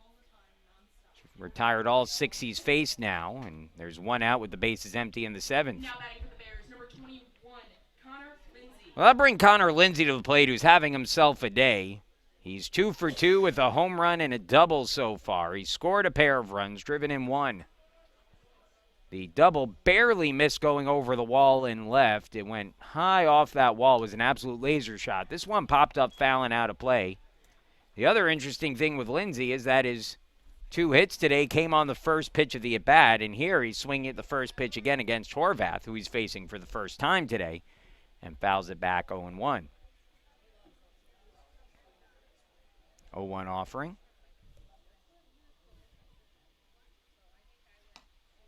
And a bit outside, 1-1. Anderson trying to frame that up on the outside corner.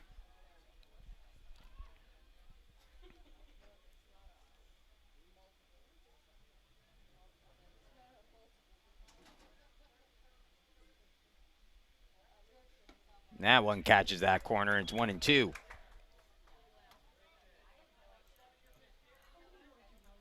Six-4 Spartans trying to force a split of the doubleheader and take a 2-1 series lead.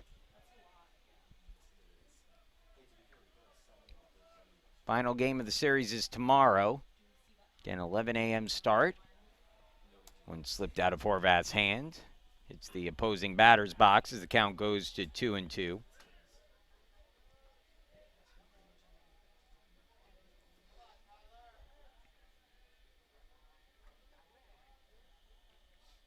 Two on the way.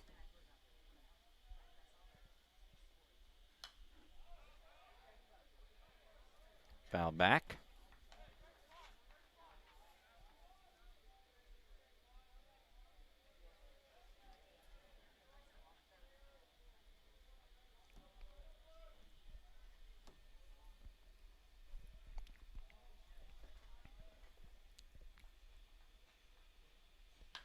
In the air, deep towards left. Stilson going back, still back, looking up, and it's out of here. Connor Lindsay, have yourself a day. 2 home runs and a double. The double barely missed clearing the wall as well, and boy,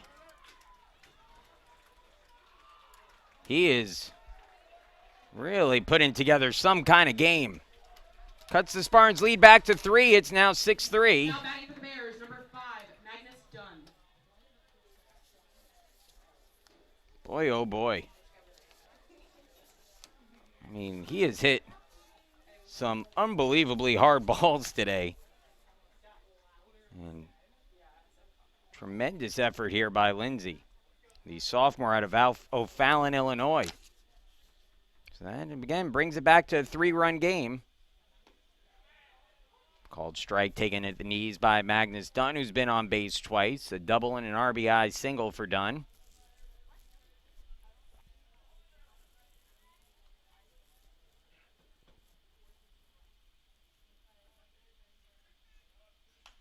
He sprays that one foul, 0-2. So Dunn and Lindsay have now combined for 5 of the Bears' 8 hits in the game. They're combined 5 for 5, 2 home runs, 2 doubles. Dunn trying to get a base hit here, but behind in the count, 0-2 facing Horvath. And a little down and out. Good chase pitch there, but Dunn won't give.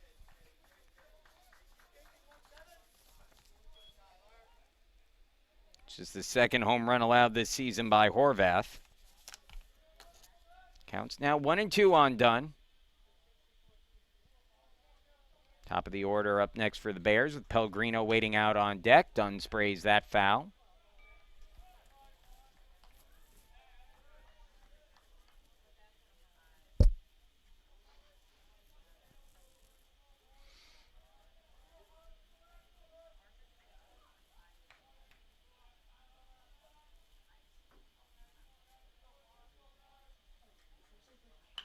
Line drive. Powers is there.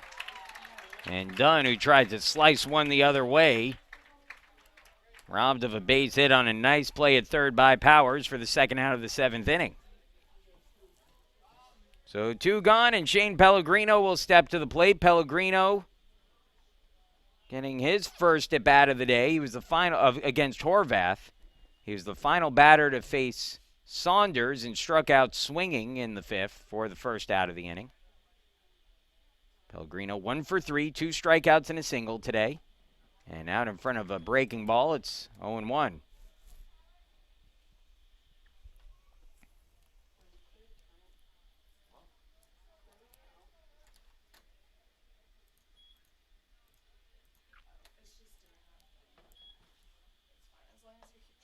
Called strike, and it's 0-2.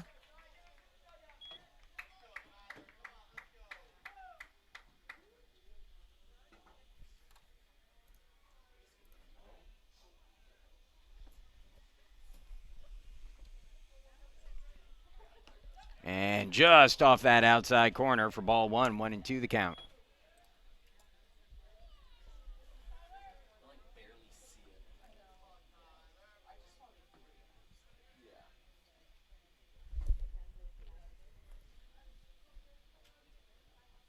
One-two pitch. Swing and a miss, strike 3. So Horvath gets 2 strikeouts in the 7th, but gives up a run on a solo home run by Connor Lindsay, who's been a one-man wrecking crew for the Bears today. Lindsay has scored all 3 runs for WashU in this one. But the Bears trail 6-3 to Case Western Reserve. It'll be the 4, 5, and 6 hitters for the Spartans in the 7th. Harms, Camphausen, and Alonzo due up when we come back.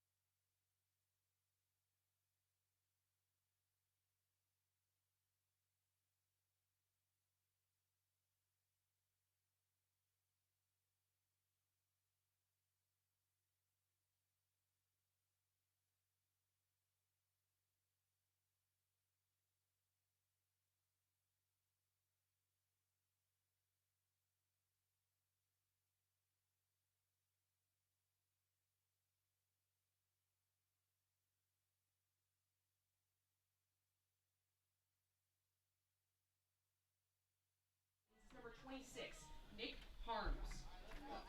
4, 5, and 6 for the Spartans, who lead by 3 over WashU.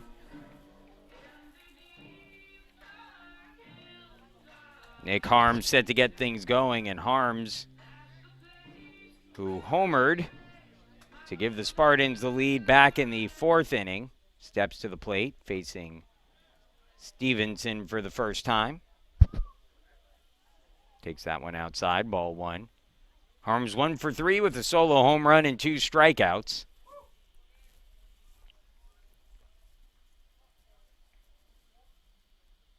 And that ball hit a mile, deep towards right, forget about it. Nick Harms again.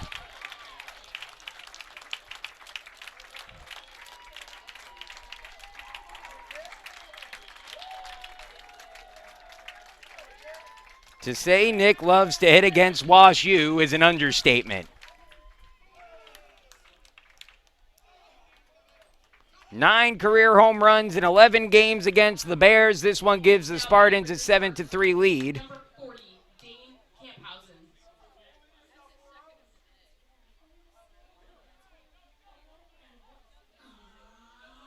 A communal support group for those harmed by Nick will meet on the mound briefly for WashU before it breaks up here. That one was just pulled over the wall and left. Not quite as mammoth as the one he hit earlier, but boy, oh boy. Again, you know, if you're just joining us, the story behind Nick is Dane Camphausen swings and misses, 0-1. Nick, a St. Louis native, his father a professor at WashU. He was interested in joining the WashU baseball team, but was not recruited by the Bears out of high school. Comes to Case Western Reserve the first year against the Bears, hits 4 home runs in the series. 1 to win the game on a walk-off. In the third game of the series, he hit 2 the next day in the final game of the series, as that misses up high. Those 2 he hit in the next day. 1 was a game-tying home run in the 9th. 1 was a walk-off home run in the 10th. Last year, he comes back, hits 3 more home runs in the series against the Bears, and has 2 more here today. Swing and a miss by Camphausen, and that's strike 3.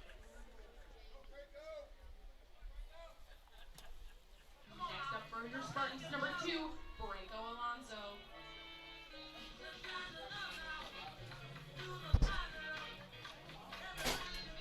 It is like every time Nick Harms comes up against WashU, you just expect one to go over the wall.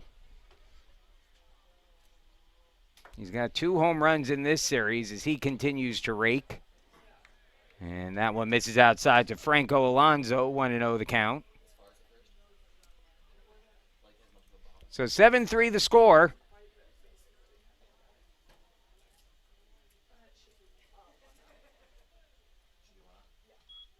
Breaking ball down low to Alonso, 2-0.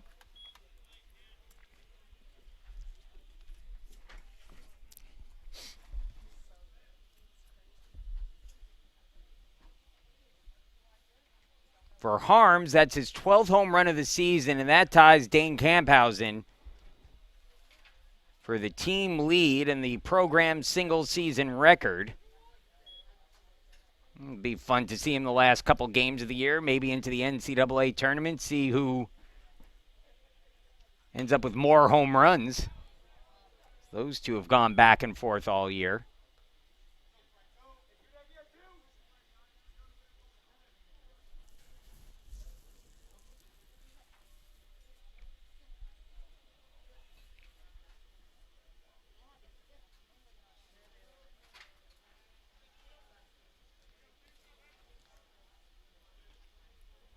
Two-two pitch now to Alonso. Inside ball 3. You know, you hopefully if you're the Spartans, you've got a lot of season left here. You've got a chance to make a run in the NCAA tournament for sure. But, you know, those are 2 guys, Dane Camphausen and Nick Harms, who are both going to be back for this team next year, or at least expected to be. Swing and a miss there, and Alonso down on strikes. So back-to-back strikeouts for Stevenson. And with 2 away now, Zach Carinci will step to the plate.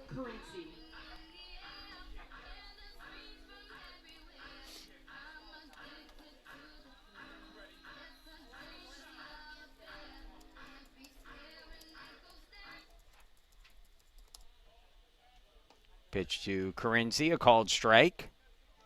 And it's 0-1.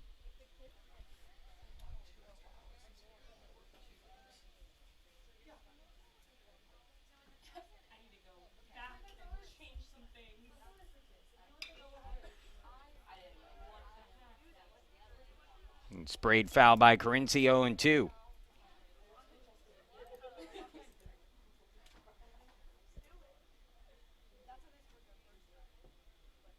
Corinci 0 for 3 in the game.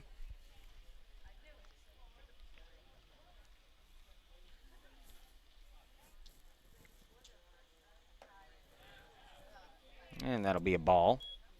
1-2. The WashU infield took a collective step towards the dugout, but and the catcher Lindsay saying it was up and out. The dugout asked him where it was. 1-2.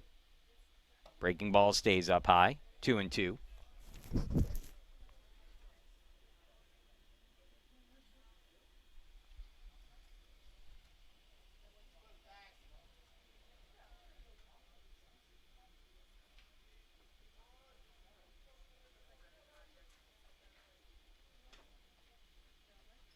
Swing and a miss, strike 3, and that'll end the inning. But Nick Harms leads things off with a solo home run, his second of the day, and school record tying 12th of the season.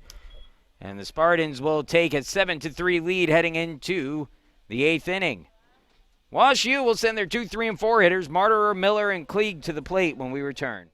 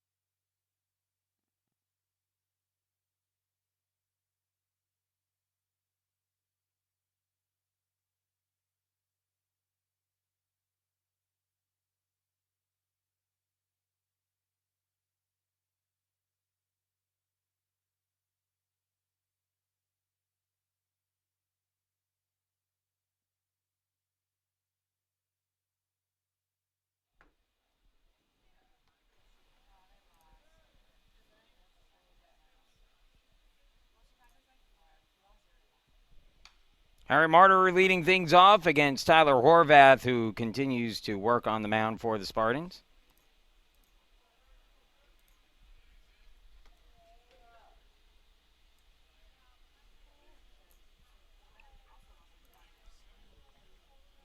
Spartans with the lead here as we move into the 8th. Tyler Horvath trying to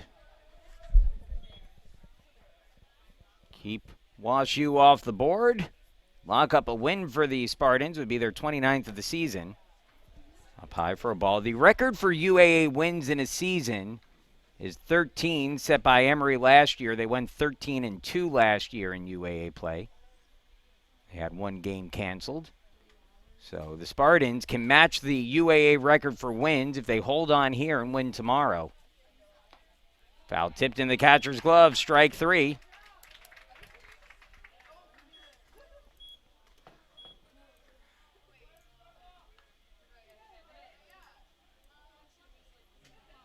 Now batting for the Bears, number 8, Clayton Miller. So Martyr down, one away. Clayton Miller steps to the plate.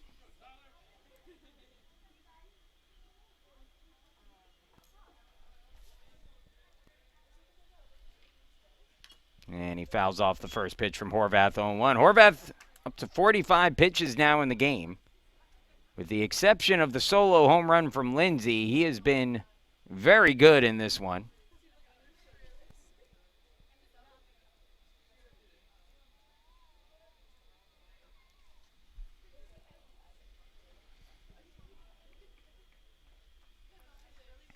Horvath, the Twinsburg, Ohio product. Gives a quick stare down at Jack Anderson. Now comes set. Here's his 0-1. And misses down low, 1-1. Austin McGowan throwing in the bullpen for the Spartans.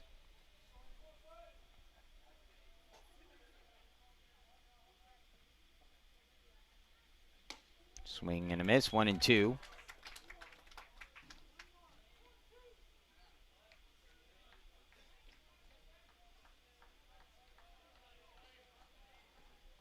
Jack Anderson certainly available today to pitch an inning if needed.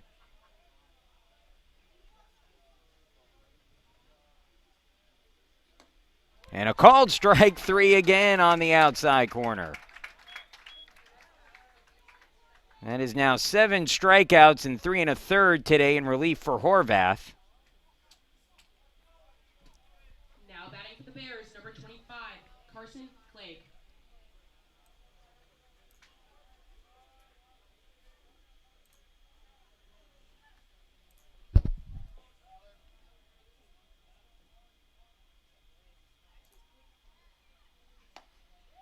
And a swing and a miss, strike 1 on Clegg. Clegg. Carson Clegg, the first-year designated hitter.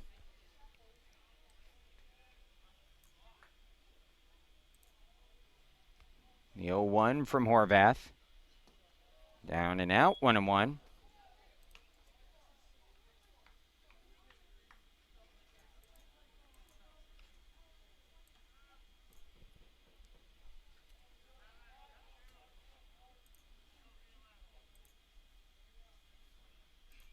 Swing and a miss. 1-2.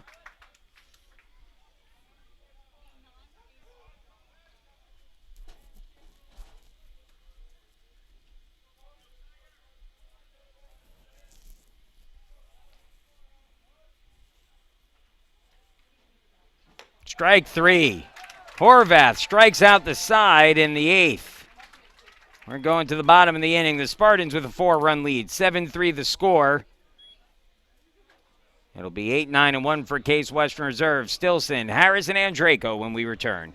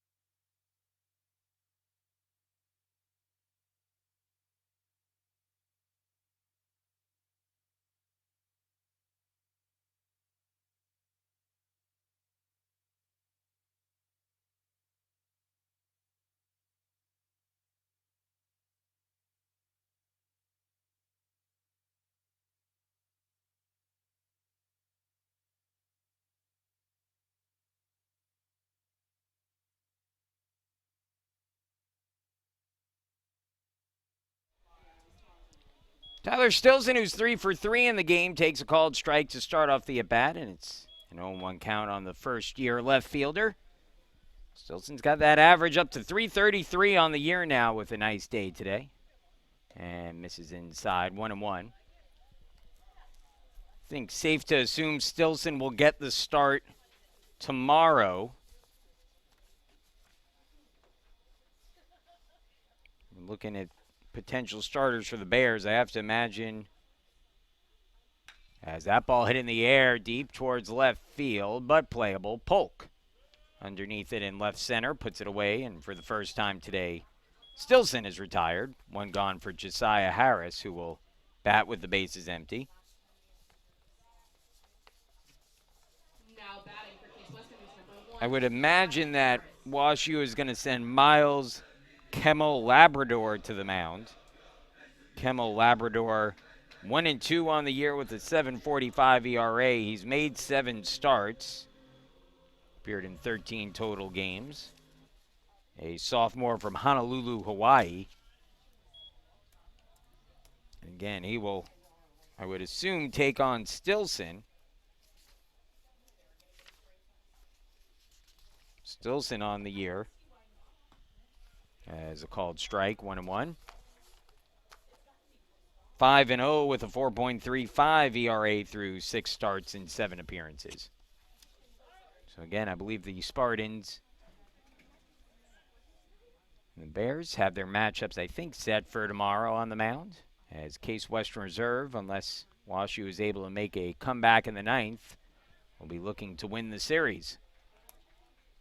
1-2 now the count on Harris.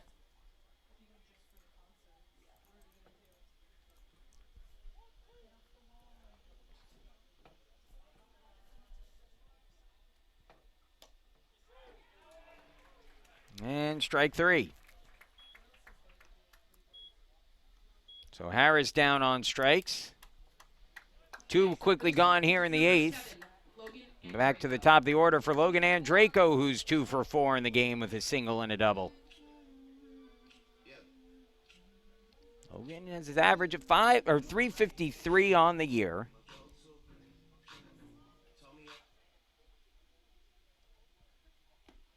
Curveball for a strike to start off Andraco 0-1. When Stevenson has best, I think that's what he's doing. He gets that big curveball over for a strike early in the count and then can really work the fastball late. There's that fastball, misses down and in. Andraco has to do-si-do out of the way of that one as the count evens 1-1 on the Spartans left fielder.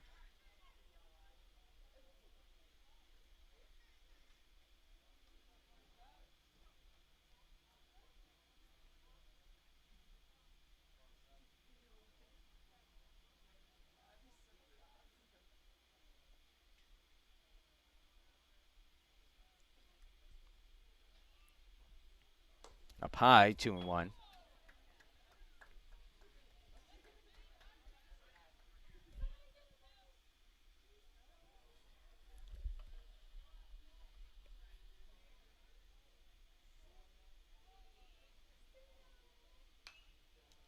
Foul back, 2-2. Again, both of these teams were in the first regional rankings released by the NCAA. Those help to determine NCAA tournament selections. No automatic bid in the UAA, so the Spartans do need to receive an at-large bid, as do the Bears, to make it, despite, though, the Spartans winning the conference championship. That being said, their resume is stellar. That ball hit hard and through for a base hit. Andraco will turn the corner at first, and he'll dig for second. Here comes the throw. It's offline, and it's a double for Andraco.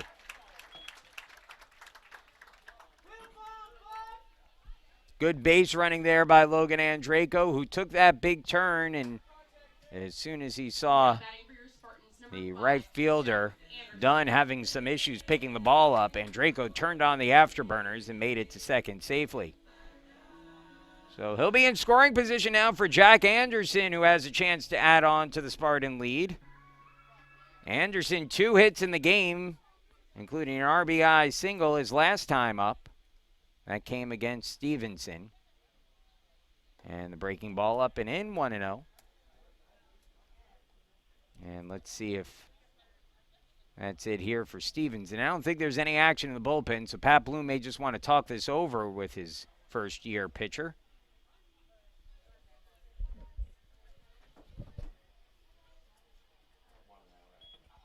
Matt Englander having a laugh with Jack Anderson behind home plate as they talk it over as well.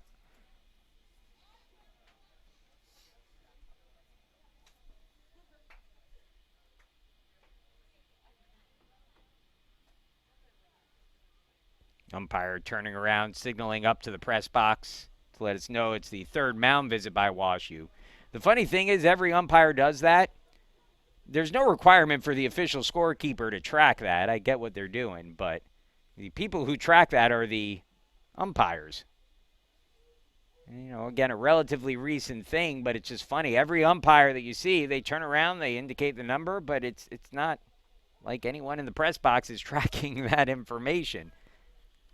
1-0 pitch to Anderson. Breaking ball stays up high, 2-0.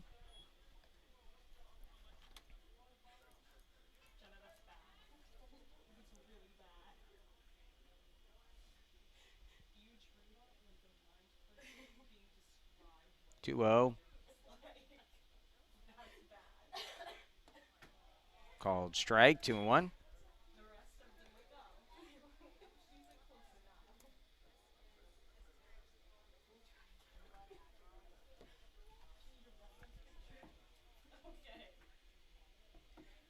Two-one count on Anderson with a runner at second base and 2 away. Spartans trying for a little 2-out rally. And Anderson rips one, but he's just out in front of it as it goes foul down the third baseline.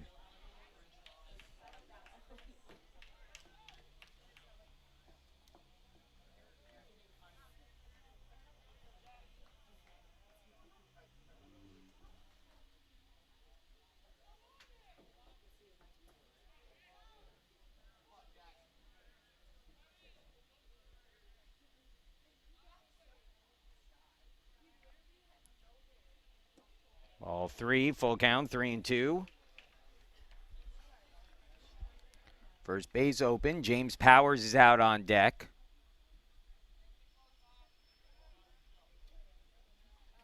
Not the best of series for Powers, who hopes to get a chance here, but still pretty good. Couple hits on the day for him.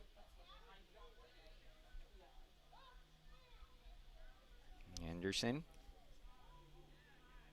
awaits the pitch. 3-2, 2 away. And they'll issue ball 4. It'll go as a pitch clock violation. And Anderson on ball 4. So the runner reaches.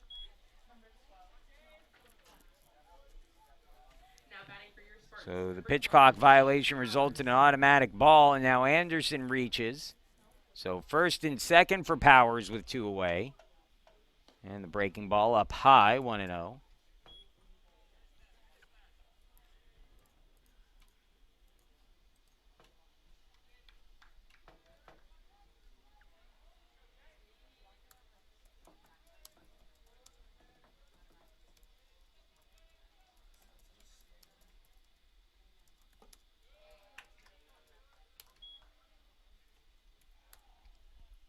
Two and 0 now the count.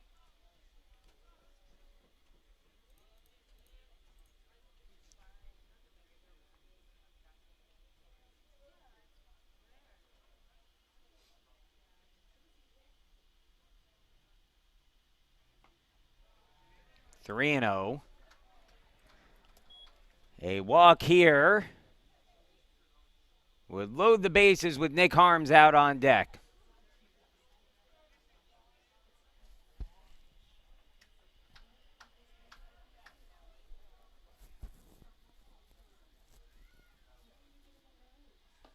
And Powers taking all the way as the count goes to 3-1.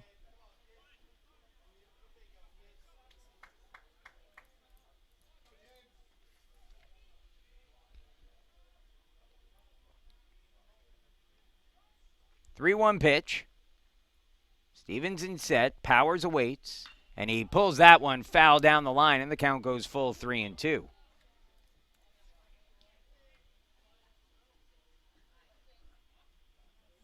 I think every Spartan fan in the ballpark would love to see Harms get one more at bat in this game to see what he could do.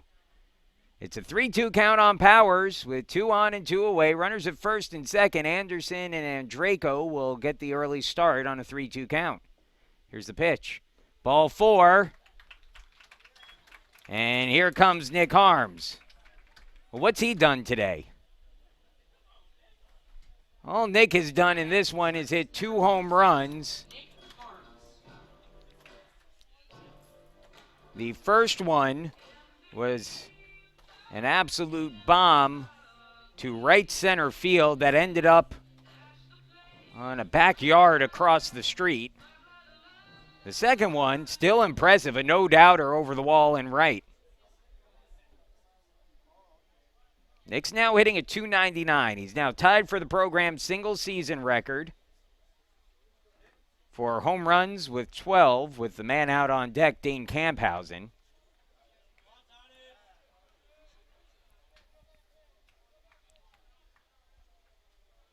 He's got 32 career home runs, 10 more than anyone else to wear a Spartan uniform. To give you an idea, the Spartan Club Hall of Fame induction is today. It'll be tonight after the game ends. As that pitch is in the dirt, gets away, coming in to score is Andraco, and the wild pitch will extend the Spartans' lead to 8-3. I was going to say the Spartan Club Hall of Fame induction is later today. Gordon Daly threw out the first pitch in today's ball game. He's getting inducted, and Gordon's claim to fame is that he was the Spartans' all-time home run leader before Nick Harms came along. Daly hit 20-something. Harms is up to 30 in his career. Over 30. 32 now. That's a called strike. And it's a 1-1 count on Harms. So 2 still in scoring position for Nick.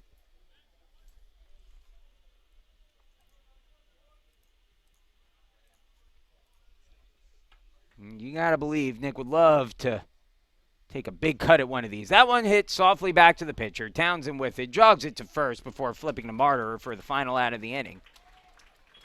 And that ends the frame, but the Spartans had a run on a wild pitch, and we'll move into the 9th, last chance for the Bears. It's a 8-3 Spartan lead when we come back.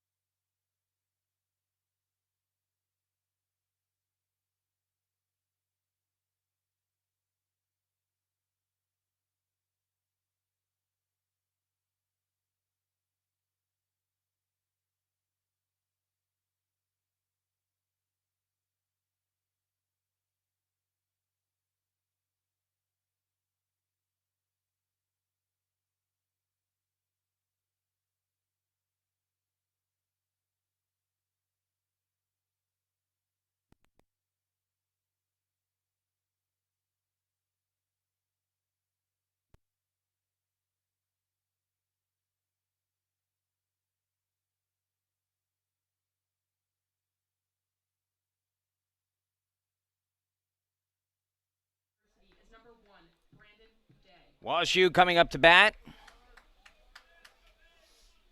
Last chance. They need 5 to tie the game and force at least another half an inning. Tyler Horvath trying to close it out. He's looked great today. Only blemish has been a solo home run allowed to Lindsay, and ducking out of the way of that one is Boudet. As he takes it for strike 1.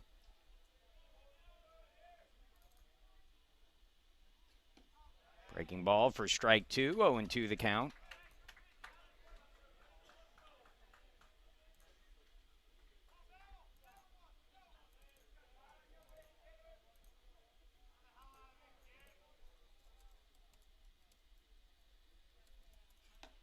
And just missing there for ball 1, 1-2. Fastball looked like it might have caught that upper outside corner, but called the ball, and so the count now 1-2 on Boudet. It'll be Boudet, Minarvik, and Polk due up. Lindsay, who's hit 2 home runs and a double so far today, up 4th in the inning. Should a WashU runner reach.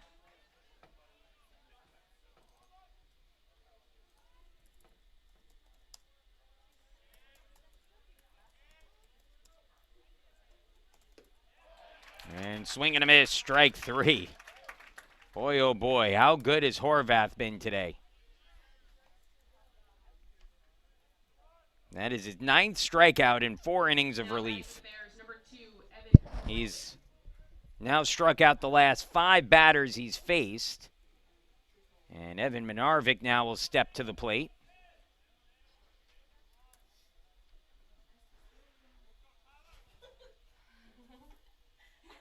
Squaring the bunt, pulls it back and takes a strike, 0-1.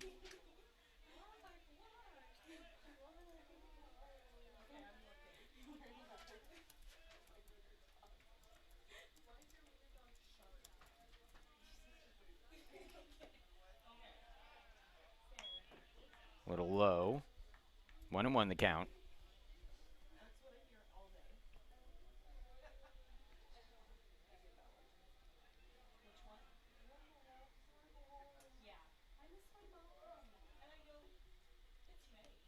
Down and away, 2-1.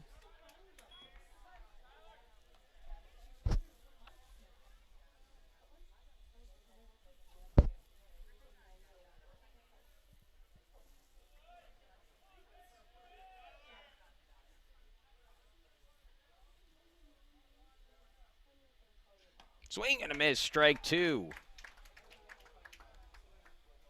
Boy, Horvath just sharp in this one.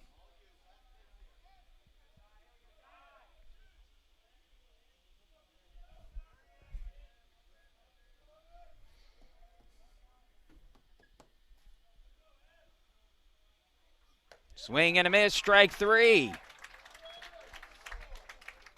6 straight strikeouts, 10 in the game for Horvath.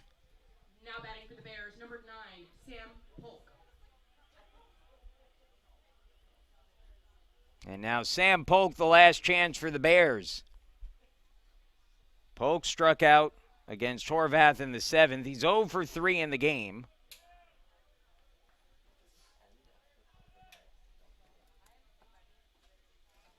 First pitch. Swing and a miss, 0-1. Well, we've seen Horvath be really good in the past. This is as good as I think we've ever seen him today. Again, the lone blemish, the home run to Lindsay, who waits out on deck. Otherwise, he has not allowed anything. And a ball, 1-1.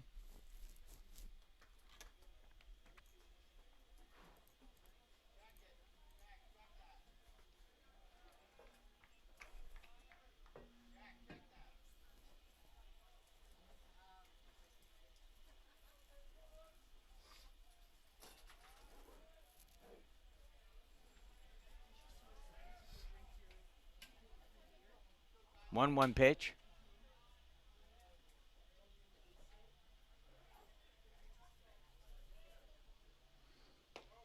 Called strike at the knees. And Horvath has the Spartans a strike away from the split here against the Bears.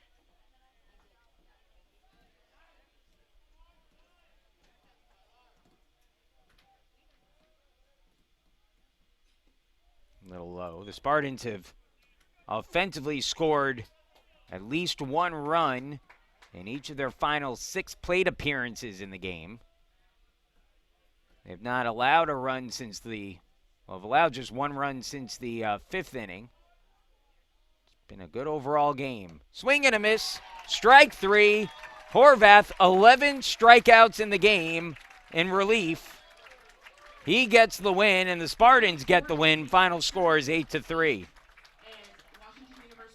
So Case Western Reserve, as Horvath just unreal, finishing out the game incredibly strong, and A big win here for the Spartans, who get the split and a chance tomorrow now to win the series against the Bears. WashU falls to 24-14-1 with the loss. Case Western Reserve with the win, now 29-9 on the season. In UAA play, the Bears 8-6-1. Case Western Reserve stands at 12-3 overall. The winning pitcher today is Tyler Horvath. He gets his first win of the season. No save in the game. The loss goes to Will Hinkle. He drops to 3-3 for the campaign.